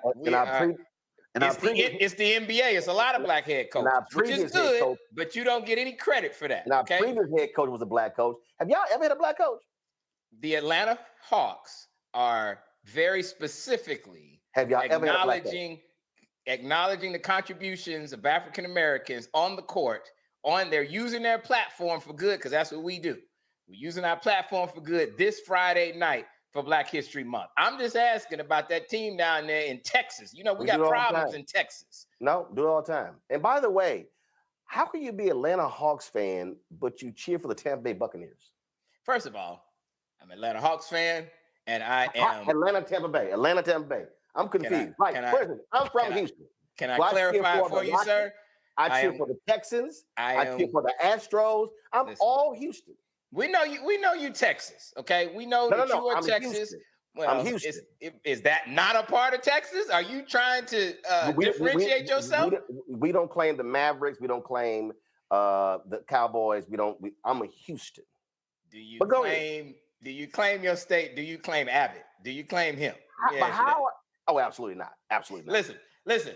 I am one of the newest, as you know, limited partners, but thank you for giving me the window to bring it up, of the Atlanta Falcons. So you know who I cheer for? The Atlanta Falcons. We rise up, sir. Now, I think you want to go there with NFL because both of our teams will be home watching the Chiefs and the Eagles this weekend. So we got to punt the NFL conversation to next year. So when this airs, yes, I will be sure to edit in some of that cheering for Tampa Bay footage that is quite prominent on social media. I don't deny that. And let me also just say, before we begin the interview, I'm checking the NBA standings. The Hawks are in 9th place in the East, 4 games under 500. My Rockets are 32-17, 15 games over 500, and we are in 3rd in the Western Conference. So when it comes to our... like a Houston Rockets fan to start throwing out stats and accolades mid-season because that's what y'all do. Because when it matters, you're not gonna have any stats and accolades to throw out there. Okay, we still fight. We're fighting over here at Atlanta. I was at the game where we beat the Hawks on their court last week. Perhaps. So but again, that's mid-season. You talking about stuff that doesn't matter, Roland. First of all, the NBA season is 7,000 games. You know it, okay? We're not talking about the first 3,500. We're talking about when it matters, the playoffs. 82. The only thing we have in conference is that our throwback colors are the same. That's it. Listen, that's it. What y'all have is that y'all about the 5th most relevant team in your conference. That's what I will tell you. Y'all not even relevant in Atlanta. You don't do that. Don't do that. Now you're just making up stuff. Your hockey team is more relevant. You just saying words. We don't have a hockey team, as you know. You're just saying words. You just talking now. Okay, your all right. irrelevant hockey team is more relevant. You may have heard of a gentleman called Ice Cube Trae Young. You know that he is going. Hey, he is the truth, and you know it. So let's just see what happens. All right. I think we held him to 18 points. You better hope that Luke and LeBron don't figure it out in LA. All right, because that's really gonna kill your little mid-season dreams. He won't. He won't. He won't. He won't. So he won't. So all right, you just go ahead and focus on those 8 teams ahead of y'all. Listen. Yeah, there we go. So let me go ahead. I'll see you when the Falcons play the Texans next year. Me and you. All right, invite me back on your show. Don't disappear on me now. Don't get scared. So my golfing buddy Grant Hill, of course, he's one of the owners of the Hawks who he graciously offered me his courtside seats. I told him there's only one team I want to watch, and so that's my Rockets. So I went last year and this year. So I'll be there next year for us to spank that ass. All right, let's go. Let me know. I'll be right there. I'll let you go, and I'll also remind you that you are a Tampa Bay Buccaneers fan. All right. You know, so that's why we can't get ahead as a people. Always pulling each other down, bringing up old stuff. I have moved into the future. You know what the Tampa Bay Bucks didn't do? They didn't offer me an opportunity at ownership. You know who did? Arthur Blank. That's why we ride with the Falcons. We rise up. Thank you very much. And I'm quite sure if the Buccaneers were playing on Sunday, you will be at home, not on social media, probably going, yes, come on. Don't even front. That's Falcons all day. We are not. We rebuke that. All right. The fact that you are laughing right now, like damn, he hit it right on the target. We rebuke that in the spirit of ownership. All right. Yeah. There's levels of economic equity. We are owner of the Atlanta Falcons, part owner, limited partner. That's where we at. That's where we ride. We ride with who rides with us. Okay. Whatever delusional things you do, you know it's true. You know it's true. So let's go ahead and get started with this interview since you've chosen to show your delusional sports views. All right, so let's get right to it. First off, how many people told you there's no way in the hell you should put healthy arrogance in the title of a book? You know what? Many people. This book, The Art of Healthy Arrogance and Dreaming Big, I wanted it to, just like you and I's personality, Roland, I wanted it to come out and smack people in the face. I think people need to get a dose of truth. And the reality is that the most successful people in the world, and I include you in that number, realize that there is not a timidness to their confidence and to their belief that they deserve outsized success. Not minimal success, not some success, outsized success. And the people that I have been around, you know, I've been in Hollywood over 3 decades now. Some of the most famous people, some of the most ambitious people, some of the biggest personalities, some of the most challenged and toxic people as well, be honest with you. But many of them have this belief that they should not be successful, that they might not be successful, that they are destined for success. And when you change your mentality to one that says, I am destined for success, it manifests itself in all kinds of ways. That is what I call healthy arrogance. Not to be confused with just arrogance. Arrogant for being arrogant. Hollywood's got a lot of that too. That's not going to get you anywhere. You have to make sure that you're backing it up and putting the work in, but that you walk into a room with a level of confidence that is undeniable because it will draw people to you. I remember, no, I ain't gonna bring that one up. Go ahead, man. Listen, it's that kind of interview. What you got? No, if I brought that one up, I'd be real. Now I'm King Petty. I'd be real petty. Okay. So I'll bring this one up. I would defer to you, sir. Yeah, I'll bring that. I'm gonna say this one here. First of all, you already King Petty. People know that. If you come for Roland, you got to be ready because Roland gonna go there. that's what I like about you. You know? I will be King Petty, right. But I ain't gonna bring that one up. I'll leave that one private. But right. the point that you just made there, I think it's hard for people to understand a state of mind. Okay. I remember, so the reason I'm laughing at this title because I went to Jack Yates High School, Magnet School of Communications, which is the same color as my Rockets, which is why my show color is what it is paying homage to my high school. I feel like you could have told that story and left the Rockets out of it. It doesn't feel relevant to me, but keep going. Whatever. Crimson and gold, crimson and gold. So I'll never forget Mary Waits, who was my television instructor for 3 years at Yates. She said, "You are the most arrogant student I've ever had here." And then she said, "And you're going to be the best ones ever come to this school." Mm-hmm. And my response was, "You're right, and you're right." And people were like, "Man, what is wrong with you?" But what they didn't understand was, if you are trying to be great, yes, you have to have a state of mind that nothing short of greatness is acceptable. Correct. That means that you are going full bore. You're going hardcore. That you're like, yo, I'm not doing BS. I'm focused on this. Yes. And I think it's hard for people who don't understand that state of mind to, I won't say get along, but really roll with you, because their mission in life, even thinking back to high school, was, man, we trying to go party after the games and do whatever. Why are you so focused? But 25, 30 years later, they're like, damn, now we see. And I think, so that's why I think that is so important when you have that mindset that you want to be great. And it may manifest itself in different ways depending on who you are. So I don't want people to think that you have to be the biggest, most gregarious, loudest person in the room, right? That is clearly, a space that folks like you and I are comfortable with, put the spotlight all on us. Some people don't have those personalities, and that's okay. But you still have to know that at the end of the day, the power of your success lies within you. And what we do as people, we are constantly giving away our power. We're going to someone else and we're saying, okay, I have a project, I have a business I'm trying to start, I have an endeavor that I'm going after. You're somebody that has financing. You're somebody that has another business that could support mine, that you could buy my products. I'm coming to you to ask for your assistance, your support, your help. If that person doesn't give it, too many times we feel like, okay, this is not what I was supposed to do. This is not what I was meant to do. You're giving away your power to somebody else who may have a title, may have resources, but understand they're just one individual that is giving you their opinion based on their perspective of the world.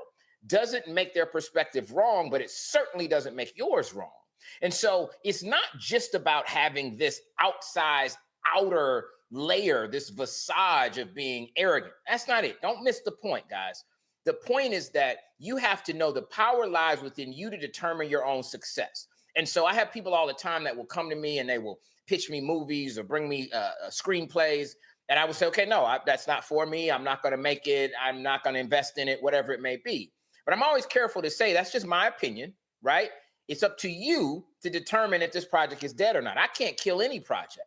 I can't kill anyone's dreams. But we allow other people to be dream killers because we give them the power that they should not have. You got to keep it within yourself. The other thing that's important about what you said, Roland, is that it is a mindset that some people think, well, I wasn't born like that and I can't do it. That's not true. Sometimes what you have to do is create some momentum for yourself. And I'm a proponent of fabricating momentum if you have to. Sometimes just to get started, to build that confidence. Too many times we get stuck on the first rung when we're trying to figure out how we can accomplish something. You get stuck on that first rung and you feel like I can't even get started. I don't have the money. I don't know anybody. When I first made my very, very first movie after college, it was called Toi. You remember Toi, Roland, and it was, starring Kenya Moore and Gary Dourdan, and it was an erotic thriller. And we had set a goal of trying to raise $750,000 for this movie. And for the life of me, I could not raise that money for that movie. I didn't know anybody rich. I didn't know anybody in Hollywood. I didn't have any money. We were trying to raise money to make that movie and we couldn't do it. And it was disheartening. So what I said is, okay, we are no longer going to set a financial goal. We're going to set a date goal. We're not going to say we will shoot the movie once we raise these 6 figures. We're going to say whatever we can raise within the next 3 months, that is what the budget of the film is going to be. 3 months later, we had raised $75,000, a long cry from what our goal was. Guess what the budget of TWA was? $75,000. We went out and shot a very small $75,000 movie. But what it did was it said to other people, I can do it. I can do something. I can shoot a movie. But most importantly, it said to me, it said to myself that I have the ability to do it, to do something. I needed that. My next movie was just a little bit bigger than that. The next one was a little bit bigger than that. So sometimes, no matter whether we're talking about film or some other endeavor, you got to fabricate momentum. That will help you to build the confidence to get to the point where you feel like when you walk into a room, you deserve to be there. But before this I also think is a critical point here.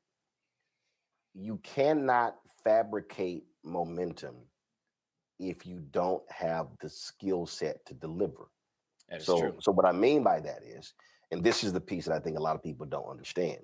So when we talk about healthy arrogance, you can walk into the room and say, oh, I can do this, but then you have to deliver. Mm-hmm. The problem is when people fabricate momentum, then don't have the skill set.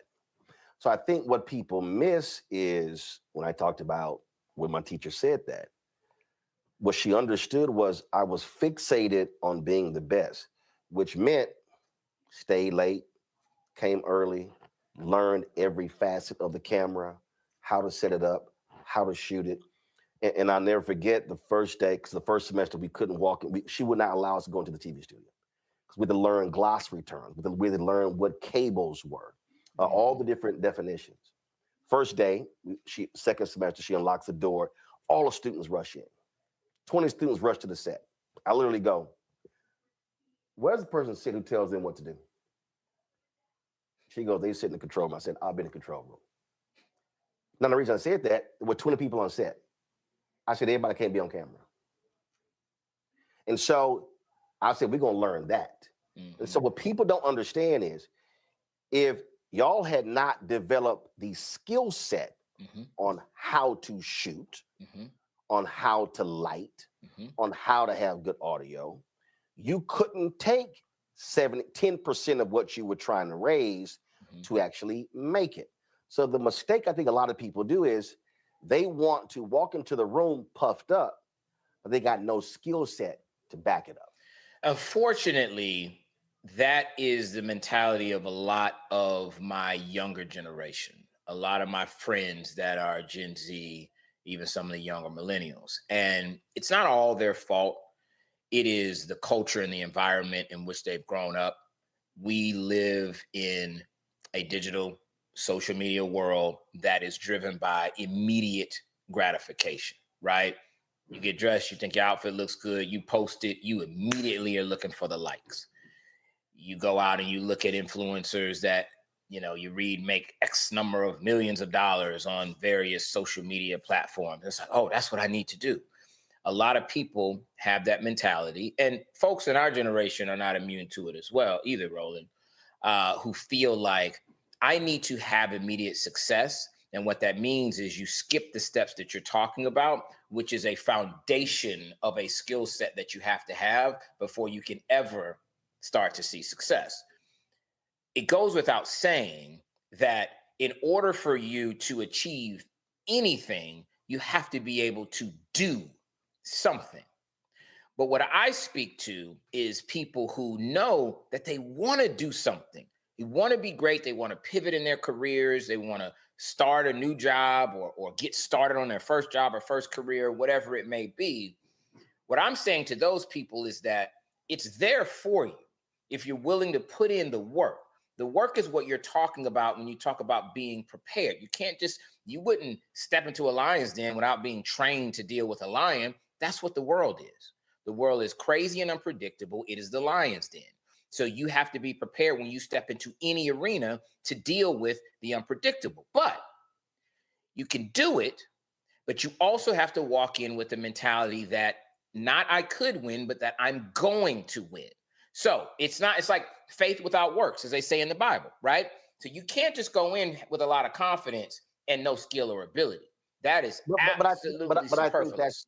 I think that's the problem. I think, unfortunately, what we see today is the mentality that I can be highly successful, I can create wealth just because, as opposed to no, you still have to do some work. And I've had students and others who come up to me at the NABJ convention or other places.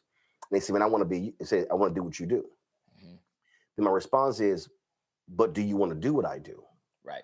And they look at me and they're like, "I don't understand what you're saying." Yeah. I said, "Well," and more importantly, do you want to do what I've done? Right. No. But the reason I say, "Do you want to do what I do?" Because I'm sitting here. I got 3 drones over there I'm looking at right now. Mm-hmm. I've got a home studio that I set up, everything that I control. But what I explained to them is I said, "Oh, I might be in 4 or 5 halls of fame, but I'm still working. I'm still learning. I'm still testing gadgets. I'm still shooting. I'm still going out there doing all those things." I said, "So if you say you want to do what I do, do you want to do what I do?" Then all of a sudden they look at like, "Oh, damn, I thought," I said, "Yeah, all of that." I'm like, "Oh, y'all want the selfies. Y'all want to be stopped in airports. Y'all want to be able to have A-list celebrities' phone numbers in your phone." I said, "The work creates that. You have to have the work. You want the success part without the work." And I think that, as I look at what you're talking about here, you're not trying to say fake the funk. You're saying you have to do the work. Yeah. To make it happen. And I'm actually saying that you cannot fake the funk. One of the ideas that I talk about in my book is how you have to be authentic, right? There is this misnomer that if you, and people have said, find the thing that you love to do, and then you'll never work another day in your life, right? Find your passion and then allow that to drive your career. And I don't subscribe to that. I subscribe to, number one, be authentic to you, right? There is no faking the funk. You can fake the funk. It's not going to happen. You talked about people think they can do nothing and just be successful. No, that's not realistic, right? People hit the lottery every day. You're not going to hit the lottery. All right. I'm sorry. I'm just going to tell you that is not your future, dear listener, dear viewer. What I will say is that if you're authentic to you, whatever it is that you're doing, because we do live in a world where now we can create personas. You can, go in and put a bunch of filters on and edit things a certain way, and that can be your footprint out there to the world. There's some value in that if you were in the content creation business, but being authentically you will help you not just find your passion, because it's not just about, let me find the thing that is going to drive me and make me feel amazing every day. What is it that you're good at? I'm somebody that believes find the thing that you're good at, your authentic self is good at, then find your passion within it. Roland, I never had a passion initially for being a filmmaker. I was good at bringing people together, raising money, and then at the time, self-distributing those projects because I was able to talk our projects into local movie theaters. What was your college major? Electrical engineering. Okay, so what happened? How did you go from that to, we can make movies? What happened? It was my alpha line brother, Rob Hardy. He had a dream. He's a Philly cat. And he had a dream of being the next Spike Lee, the next Hughes brother. and he wanted to make a movie while we were on campus. So I'm majoring in electrical engineering. I didn't have a passion in engineering, but I was working hard because my name was on it. And I tell people all the time, if your name is on it, you need to be given 110% because it's your name. You're building a brand from the time you are born. You're building a brand and you're selling yourself. So don't think, this is not really what I want to do. This job or this area is not really something that's passionate to me. Your name is on it. So you did it to help him. I did it to help Rob. That's right. I was helping Rob. Your thing. Okay. It wasn't my thing. I'm helping him with his passion. Right. So you're helping him with his passion. Him raise the money, helping him cast actors. He wants to be this filmmaker. And then what was the trigger though where you went? Yep. Like what was that moment? I'll tell you exactly. We shot Chocolate City, right? At the time we had like begged and borrowed to use in-kind services for like $25,000. And I was majoring in engineering, but I always planned to go to Wharton. I was initially accepted to go to Wharton. I was going to go to Penn because I knew I wanted to be in business. I was going to get my MBA. And I got a scholarship thanks to Dr. Frederick Humphreys, amazing, incredible past president of Florida A&M University, who has since passed on. God bless him. And so I got a scholarship to go. And my parents said, well, you're not going over here to Penn. That's not giving you anything. You're going to go to this HBCU. Best decision that was ever made for me. So after I graduated, I was always planning to still go and get my MBA. We shot Chocolate City for that $25,000. And then we hustled it and self-distributed it and sold t-shirts and hats and soundtracks and showed it at the local movie theater. And the students were liking to see themselves on screen. And we took that $25,000. By the time we were done, it had made around $100,000 4 times. I said, well, that's 4X. I said, when I go to Wharton, they're going to teach me how to do that with a widget. Whatever the widget is, they're going to teach you how to scale it and how you can create a revenue multiple. That is what business school teaches you. I said, well, maybe I don't need to go to business school. I said, what is this that I did just now? I went and hired actors and I found distribution and I got financing for the project. I said, well, that's called producing. I said, that's what I'm going to be. I'm going to be a producer. That is where the light went on for me. It was a skill that I had that I found helping somebody else with their passion. And then I fell in love with the art of storytelling. Okay, so I want to freeze that. All right. Okay. So you had no idea how this stuff worked at all. So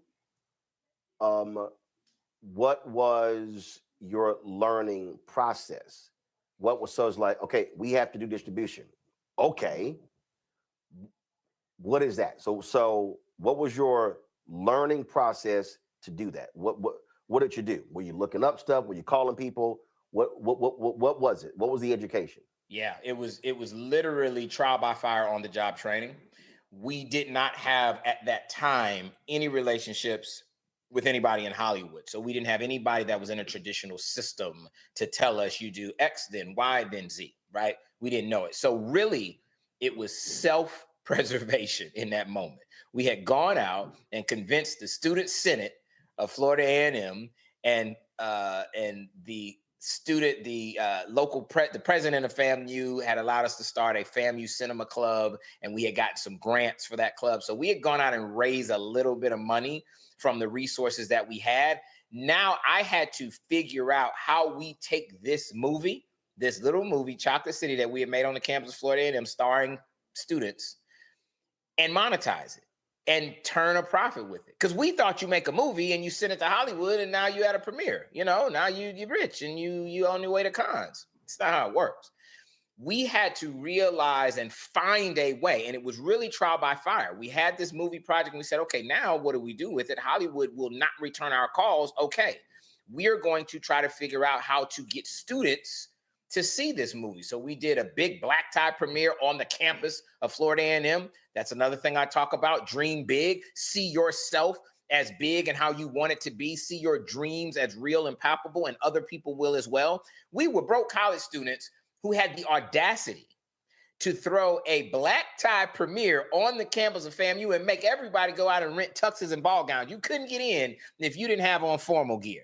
That's dreaming in color. That's healthy arrogance. That is audacity. But that's what it took, because other people saw what we were doing and they said, wow, I don't know if this movie thing that they're trying to do is real or not, but they are acting like it's so real that it just might be, and I want to be on board with it.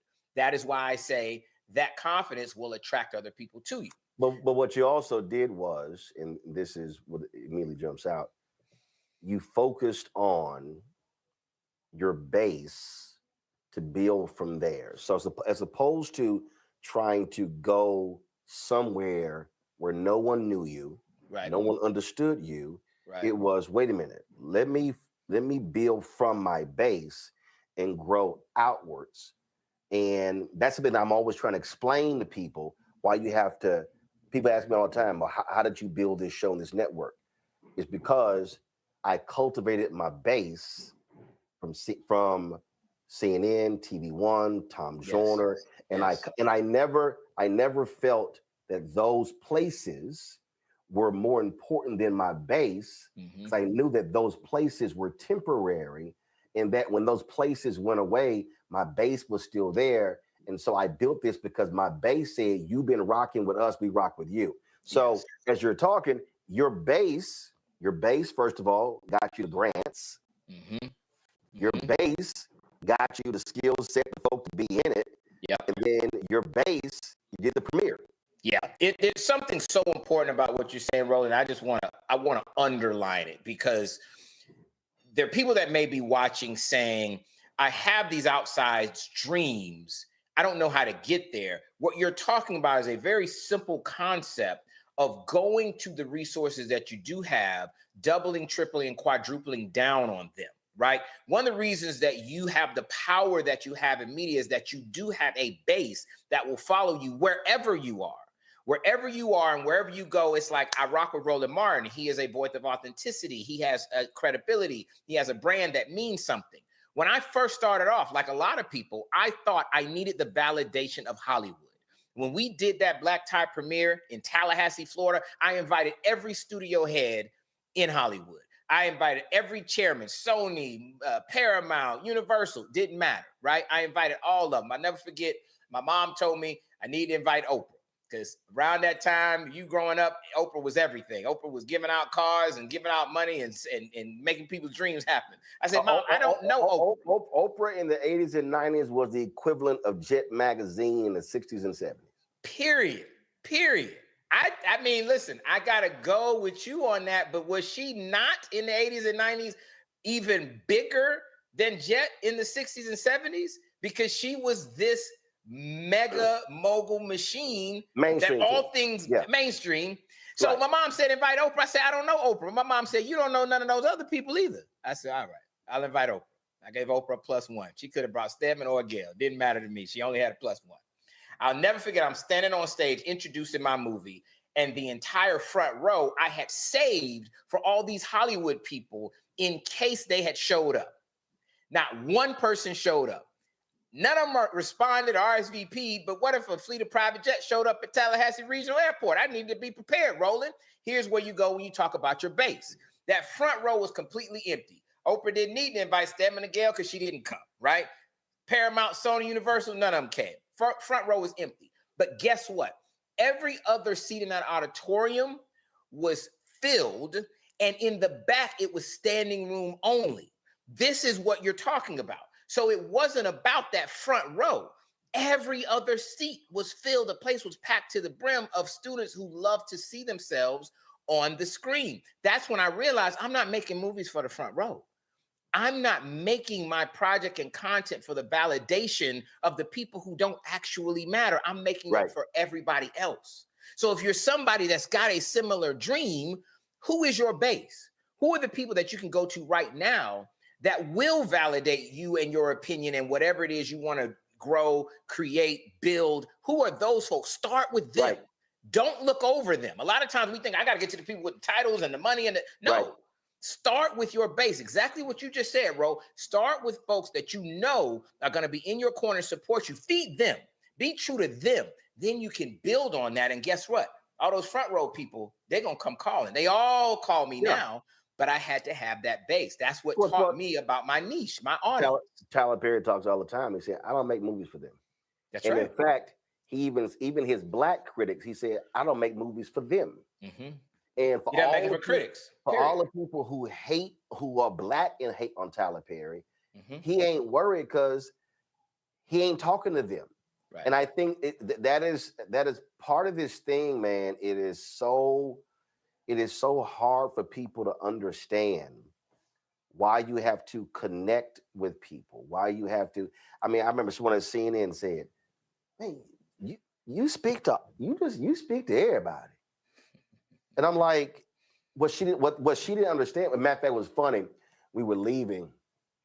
I forgot, probably on the 4th floor or the 5th floor, wherever one of the studios were, at One Columbus Circle. And it was security desk. I was like, all right, see y'all later. And I was like, you ain't gonna say nothing?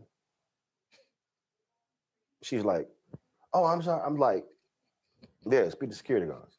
So security guards at the desk, it was security guards at the door, it was security guards downstairs. She was like, you speak to everybody. I said, let me explain something to you. That's my base. That's right. That's who I actually talk to. Right. I said, that's who stops me and tells me they aunt, they uncle, they cousin, they mama. I said, that's my base. Yes. And I said, I'm not targeting the dude whose office is on the 9th floor. I said, that's what I'm talking to. Right. And it was a wake-up call for her because I was trying to get her to understand that when I'm on the air, it's actually who I'm also talking to. Yeah. And so for a lot of people, to their point, they focus on the people who didn't show up. I always say, I focus on the people who did show up. So if 50 show up in an auditorium of 1,000, I'm not going to spend my time saying what happened to the 950. I'm going to talk to the 50. Right. And I think that's the hardest thing for people to understand when you're trying to build something. You focus on who rocks with you. Who, and I'll say this because it was a brother, MGM National in National Harbor in Maryland. I was leaving. This was crazy. TV One had just canceled News One Now. And they had a Christmas party that night at MGM. And I show up anyway. I ain't want to go. I show up anyway. But I'm leaving MGM. And this brother, yo, Roland Martin, man, I fucks with you. I'm talking about loud as hell. And I'm like, all right, bro, appreciate that. He's like, no. You could ask my girl. Dog, I fucks with you. So, black people start clapping. And there was like 5 or 6 of them. And then he goes, yo, anybody fucks with you, I got you. I'm like, appreciate that. He's like, no. Will, no lie. He reaches down. I'm like, he is not about to flash something. He pulls his shirt up.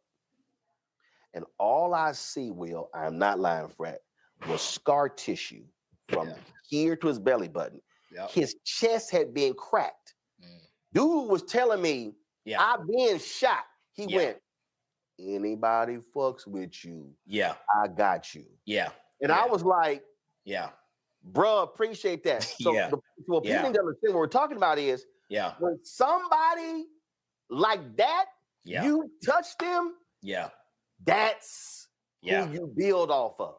And that was just one person, right? With one opinion, with who knows how much spending power. It doesn't matter. But the way that traditional institutions quantify it is, well, you can't just have one person. You got to have 1 million people. You got to have 1 million people with a bunch of spending power. What you have talked about and what you tapped into is the fact that that one brother was so passionate that he then will go off, and anybody who cares to listen, and whether they do or not, he's going to tell them, and he's going to be a disciple for Roland Martin. And he's going to tell them exactly who you are and what you're about. And the power of that, the reason that I have 10 #1 movies is because of brothers like that. And really is sisters like that too. Because the reality is that I've always gone against movies that had bigger budgets, that had bigger stars, that had more marketing, all of that. But I have a core audience that is loyal and that is passionate. And so my audience, when I go against those other big movies that Hollywood makes and they discount what I'm doing, my audience shows up and shows out. And so the way that this is important for somebody watching right now is the fact that you can tap into that. Don't skip over the brother with the scar, okay? First of all, You need to pay attention to that brother because he got it on him, and you know he got it on him. So Rose should hire him as security. But the point is, you cannot skip over people because you don't deem them to be important while you're chasing the important people. Be loyal to the people around you. I'm the same way. I walk into a building, I'm speaking to everybody. On a movie set, everybody, I don't care. The person that's wrangling the cables and getting coffee for people all the way up to the big star. Because I was the person that was getting coffee for people. Because I started off, when I interned under Warrington and Reginald Hudlin, the first movie I ever worked on after I graduated from FAMU, a movie called Ride in Jacksonville, Florida, I was the lowest on the totem pole on the set. And some people treated me like I was the lowest on the totem pole. Some people did not speak to me. They treated me like I wasn't worthy. Some people, though, treated me like I was a young brother trying to figure it out, working on a set, because I bust my ass. You never gonna outwork me. So I bust my ass. I was wrangling the cables. I was getting the coffee. Whatever people told me to do, I was doing it. And some people looked at me and would give me a little encouragement every now and then. Since that movie, almost to a man, everybody that worked on that set has now asked me for a job because now I'm somebody that can hire. I do hire full movie crews. And you better believe, I remember those who treated me like I was nothing. Oh, yeah. And I remember those who treated me like I was a brother that was on I'm a hardcore Scorpio. I don't forget nothing. Well, I'm Aries. That's why me and you get along. Because you know, that Ram and that Scorpion, we going to take it to the death. You know what I'm saying? Nothing. But hey. But let's talk about when you also know that it's time to go another direction. And what I mean by that is, you and Rob, Line Brothers, Frat Brother, did some great things. Yep. But that was a point when what you wanted to do was different than what he wanted to do, and that conversation had to be had. Yeah. And that's also hard for a lot of people. Yes. To know when, you know what, it's time to pivot. Yes. I love you, I respect you, but we have to pivot. Talk about that, because that was also a pivotal moment. Yes. In your development as a producer. It's an excellent point. And that's something that I talk about in the book, The Art of the Pivot. So Rob Hardy, he is the reason that I got into filmmaking. He had the desire to be a filmmaker. I didn't know anything about it. I was helping him out. We graduated from FAMU and started our little business, and we built it up and built it up and built it up as best that we could.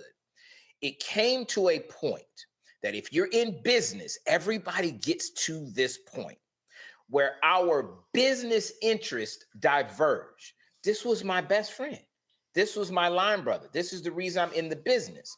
But we were mature enough to make a determination and to make a decision that the business no longer made sense for us to be aligned the way that we were. We could be friends. We were always going to be line brothers, right? He is still one of my best friends to this day. But people get caught up feeling like, okay, this person over here, that person is my day one. And so I cannot leave this person.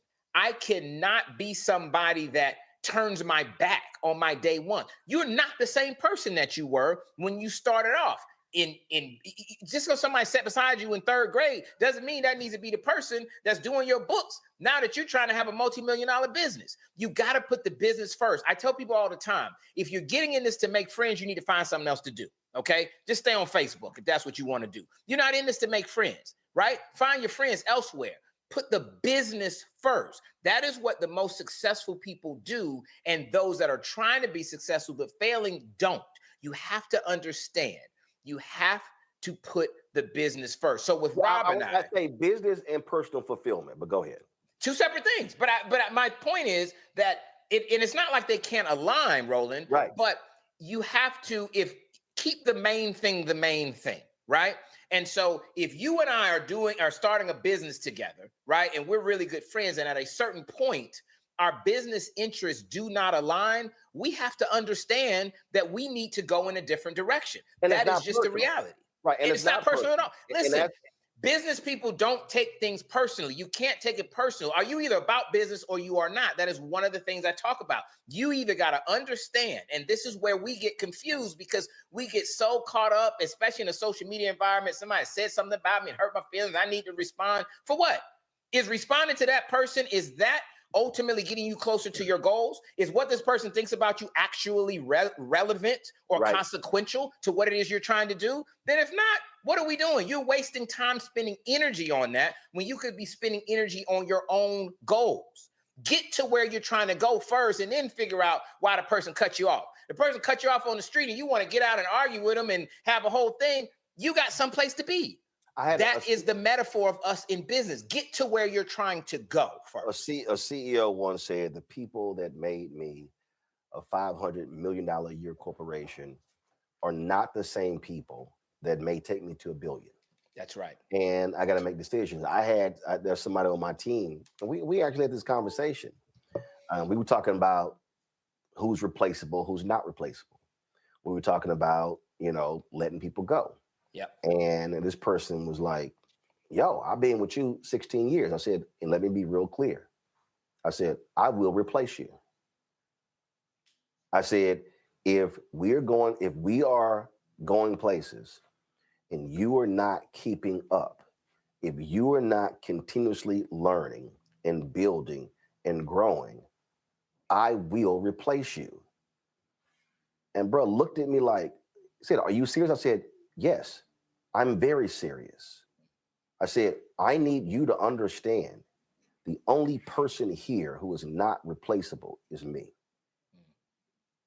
And he just froze. I said, we are building and building. And I said, and if people on the team are not keeping up, so if I am expanding knowledge and expertise, I need you doing the same thing. I can't have you doing the same thing and being at the same level you were in 2009 if we are now in 2025. Right. And a lot of people, they don't understand what that means. And we can show you we can show you people who stayed level. Yep. And then you've not heard from them ever since. Yeah. And that is a part of the reality of growing. And that could be friends in your life. Yep. That could be family members in your life. Yes. That could be frat brothers, sorority sisters. Yeah. And it could be co-workers. Yes. You have to know when some folk are no longer relevant in your life or career. And it may mean that they're not relevant in a particular bucket, right? Yes. It may mean that they may serve some other purpose, right? This is not about being disloyal. I want to be very clear. You have to determine and be very smart and strategic about the purpose that people serve in your life, because that is where your energy is going, because that is how you're going to be perceived out in the world. And because that is going to have an effect on the level of success you're able to have. So the example that you're talking about, been with you 16 years, what you did is you set the culture there in your company and you said, this guy's been here forever, because you didn't just have this conversation with him. Other people heard it. They knew. He's been here with my company for a very, very long time. But with where we're trying to go, everybody has to pull their own weight and everybody has to be ready to ascend to the next level. And if you're not, it doesn't matter how long you've been here. So for somebody that's been there 3 weeks, they go, oh, shoot, I better get it together, because this is how Roland Martin's running his company. That's what you have to do in your business life and in your personal life and everywhere else. If you are allowing people to get complacent around you, they are going to pull you down. They are the people that are determining how much energy you are spending either working towards your goal or working towards managing relationships that could be toxic, could be draining, or could have no value. If you're staying the same, that is stagnant. That is the same as going down. You are either progressing or regressing. Staying the same is a level of regression. So question here, and I know someone did this, and you can just tell me who. When did you have somebody tell you, Will, it's time for you to go? And have you had to tell people who you love, respect, and admire, it's time for you to go? There's nothing more that you can learn here. You now have to leave. Yeah. I know. I told the dude, you got gave him a review. Yeah. At the Dallas Weekly. Yeah. I said, you got 90 days to find a job. I'm going to fire you. He started crying. I said, bruh, You're 24. You don't come to a black newspaper to retire. You need to leave. And you clearly are not going to leave voluntarily. So I will fire you if you do not get a job. And he later said, man, it was the best thing because he had gotten comfortable. Go. It is, I wouldn't be where I'm at if I didn't have to have many of those conversations and situations. When I've been told it's time to go, what I've been told is no a lot. I've had doors slammed in my face and had people tell me that I don't fit. I'm not going to be successful in a particular area. I'm not going to get my projects financed. And I put those people in the bucket of, okay, that's your opinion. And I have learned from that and at times needed to pivot. I've not always had like the right approach to a particular project, the right budget and financing lined up. There's been times where I needed to get told no so that I could then go and get my own shit together even better. I've been told that many a times within my own company. Anybody that you see that has had a level of success does not sit where they sit without being able to make very difficult decisions, not just about those around you in business, but also personal. One of the things that I talk about is how we do not put enough value on your life partner, on your romantic relationship. That person that is sitting next to you, they are the one that can either propel you to the highest heights or they can suck the life out of you and make sure that you never get anywhere. A lot of times people think, yeah, well, my business over here, my person's over here. That's not true. I tell my wife all the time, she doesn't love it when I say this. I say, baby, you are the most amazing business decision that I've ever made. Business, I love you, love me, you're supposed to love me. I say, no, you're the love of my life. I love you. But because I have somebody that tells me every day, baby, you got this, go get them, go slay the dragons, I'm supporting you, because I'm not out in a business meeting thinking about the fight that I got to have as soon as I get home, or I don't want to go home because of all the negative vitriol. There's somebody watching right now that don't want to go home tonight because they're in a negative situation, right? In a toxic relationship. Understand that is affecting your business. That is holding you back from the highest heights that you can attain in your business life. It is all related. It's like saying, you know, my arm is rotting and got gangrene, but my nose is okay. What are you talking about? That's your body. It's all the same. You got to cut that arm off. Cut it off. That is the only way you're going to succeed. Some of us are out there in relationships that you need to cut it off because it's rotting and dead. You're holding on to it for some reason, and it's holding you back in every other aspect of your life. You don't want to admit it. Last question. Yes, sir. I ask every book author this. Okay. Everyone. When researching this book, what was your wow moment? Even caused you to go, wow. It could have been something I forgot. It could have been something that popped up. But what was a wow moment for you? Yeah. It's a perfect question, Roland. Writing a book was such a liberating experience for me. I'm somebody as a movie producer, I am, like you, used to dealing with teams and having the benefit of having teams around me who support me. I make a movie and I got a director and I got writers and I got crew members. And then after we're done with it, it goes to post-production. I got a whole new team. Then in marketing, I got a whole new team. A book is such an individual endeavor. So it was just me. And while I was writing this book and I was thinking about myself, and the book is a collection of stories from 30 years in Hollywood, and I talk about how you can transfer those to any area of your life. And one of the stories that I learned while writing this book was the fact that my grandfather, when in Alabama, was working on the railroad and had some white boys that came up to him. And they came up with guns and they said, we want you to dance, N-word. That's what they said.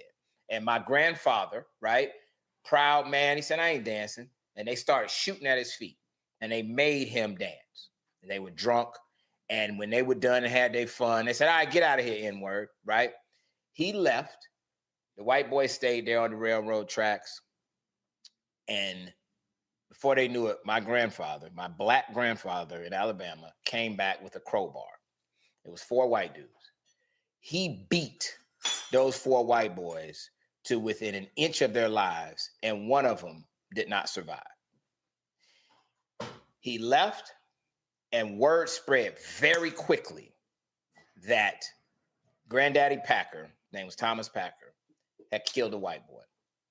The Klan started grabbing sheets from 4 towns away to rally, to come to this small Alabama town. My grandfather's brothers immediately started looking for him because word got out. The Klan is coming and they ready to wipe everybody out because they looking for this black guy who killed this white dude. They could not find my grandfather. They finally found him down the road at a little rinky-dink bar. He was sitting there having a drink like wasn't nothing going on. They said, "What are you doing?" They said, "You got to get out of here. The Klan is coming." He said, "I ain't going nowhere. This is my town." They said, "Listen, they will kill you, your mama, us, everybody. You got to go." They forcefully grabbed my grandfather, took him back down to the railroad tracks, and the next train that came by, the next open box car, they threw him in it. They threw him so hard they thought he went out the other side. It wasn't until the train had gone all the way by that they looked and he was gone. That train ended up in Panama City, Florida. This is back in the day when you could do something and then go to another town and you didn't have, cameras and phones and John Walsh's tracking you down. And so my grandfather started a brand new life in Panama City, Florida. Never, ever went back to Alabama again. Never ever saw that side of his family again. I did not know that story until I started writing this book. And my uncle told me that story. When I was growing up, I would hear little things like, Granddaddy and the Klan and Alabama and ran for his life. I didn't hear the full story until I started writing this book. And I realized, you know what? I'm descended from that. Like, it's no wonder I am who I am. My dad was a proud man, a proud black man who went against all the odds. I'm a proud black man continuing to fight against the odds, but I come from good stock. I come from stock that said, I'm not going to sit here and take it. I'm going to do what I have to do. And then to save his family's life, he left and started a new life. So that was my wow moment, Roland. I'm glad you asked that question, brother. That there is indeed a wow moment, y'all. The book by Will Packer is called Who Better Than You? The Art of Healthy Arrogance and Dreaming Big. Frat, congratulations on the book and good luck next season to your Tampa Bay Buccaneers. My Atlanta Falcons going to be right there to see your Texas, bro. I love you, man. I appreciate you. I really appreciate the platform. And I just want to say thank you for doing what you do. And I mean that because we don't have enough voices. They have never meant more than this time right now. And you have always been somebody that's been a vanguard and a trailblazer. You don't care who you have to fight against, what system you have to fight against. In every room I'm in with you, and I've been in many rooms with you, it doesn't matter who's in that room. You are going to be true to you, and you're going to be true to your community. So I want to publicly thank you, my brother. Frat, I appreciate that, and that's why I don't give a damn about my hair. Right. Let it go. I'm starting a petition online. Tell Roe, let it go. Tell Roe, let it go. And Roe, do not care what you think. All right, 06. All right, brother. 06, Frat. Thank you, family. All right.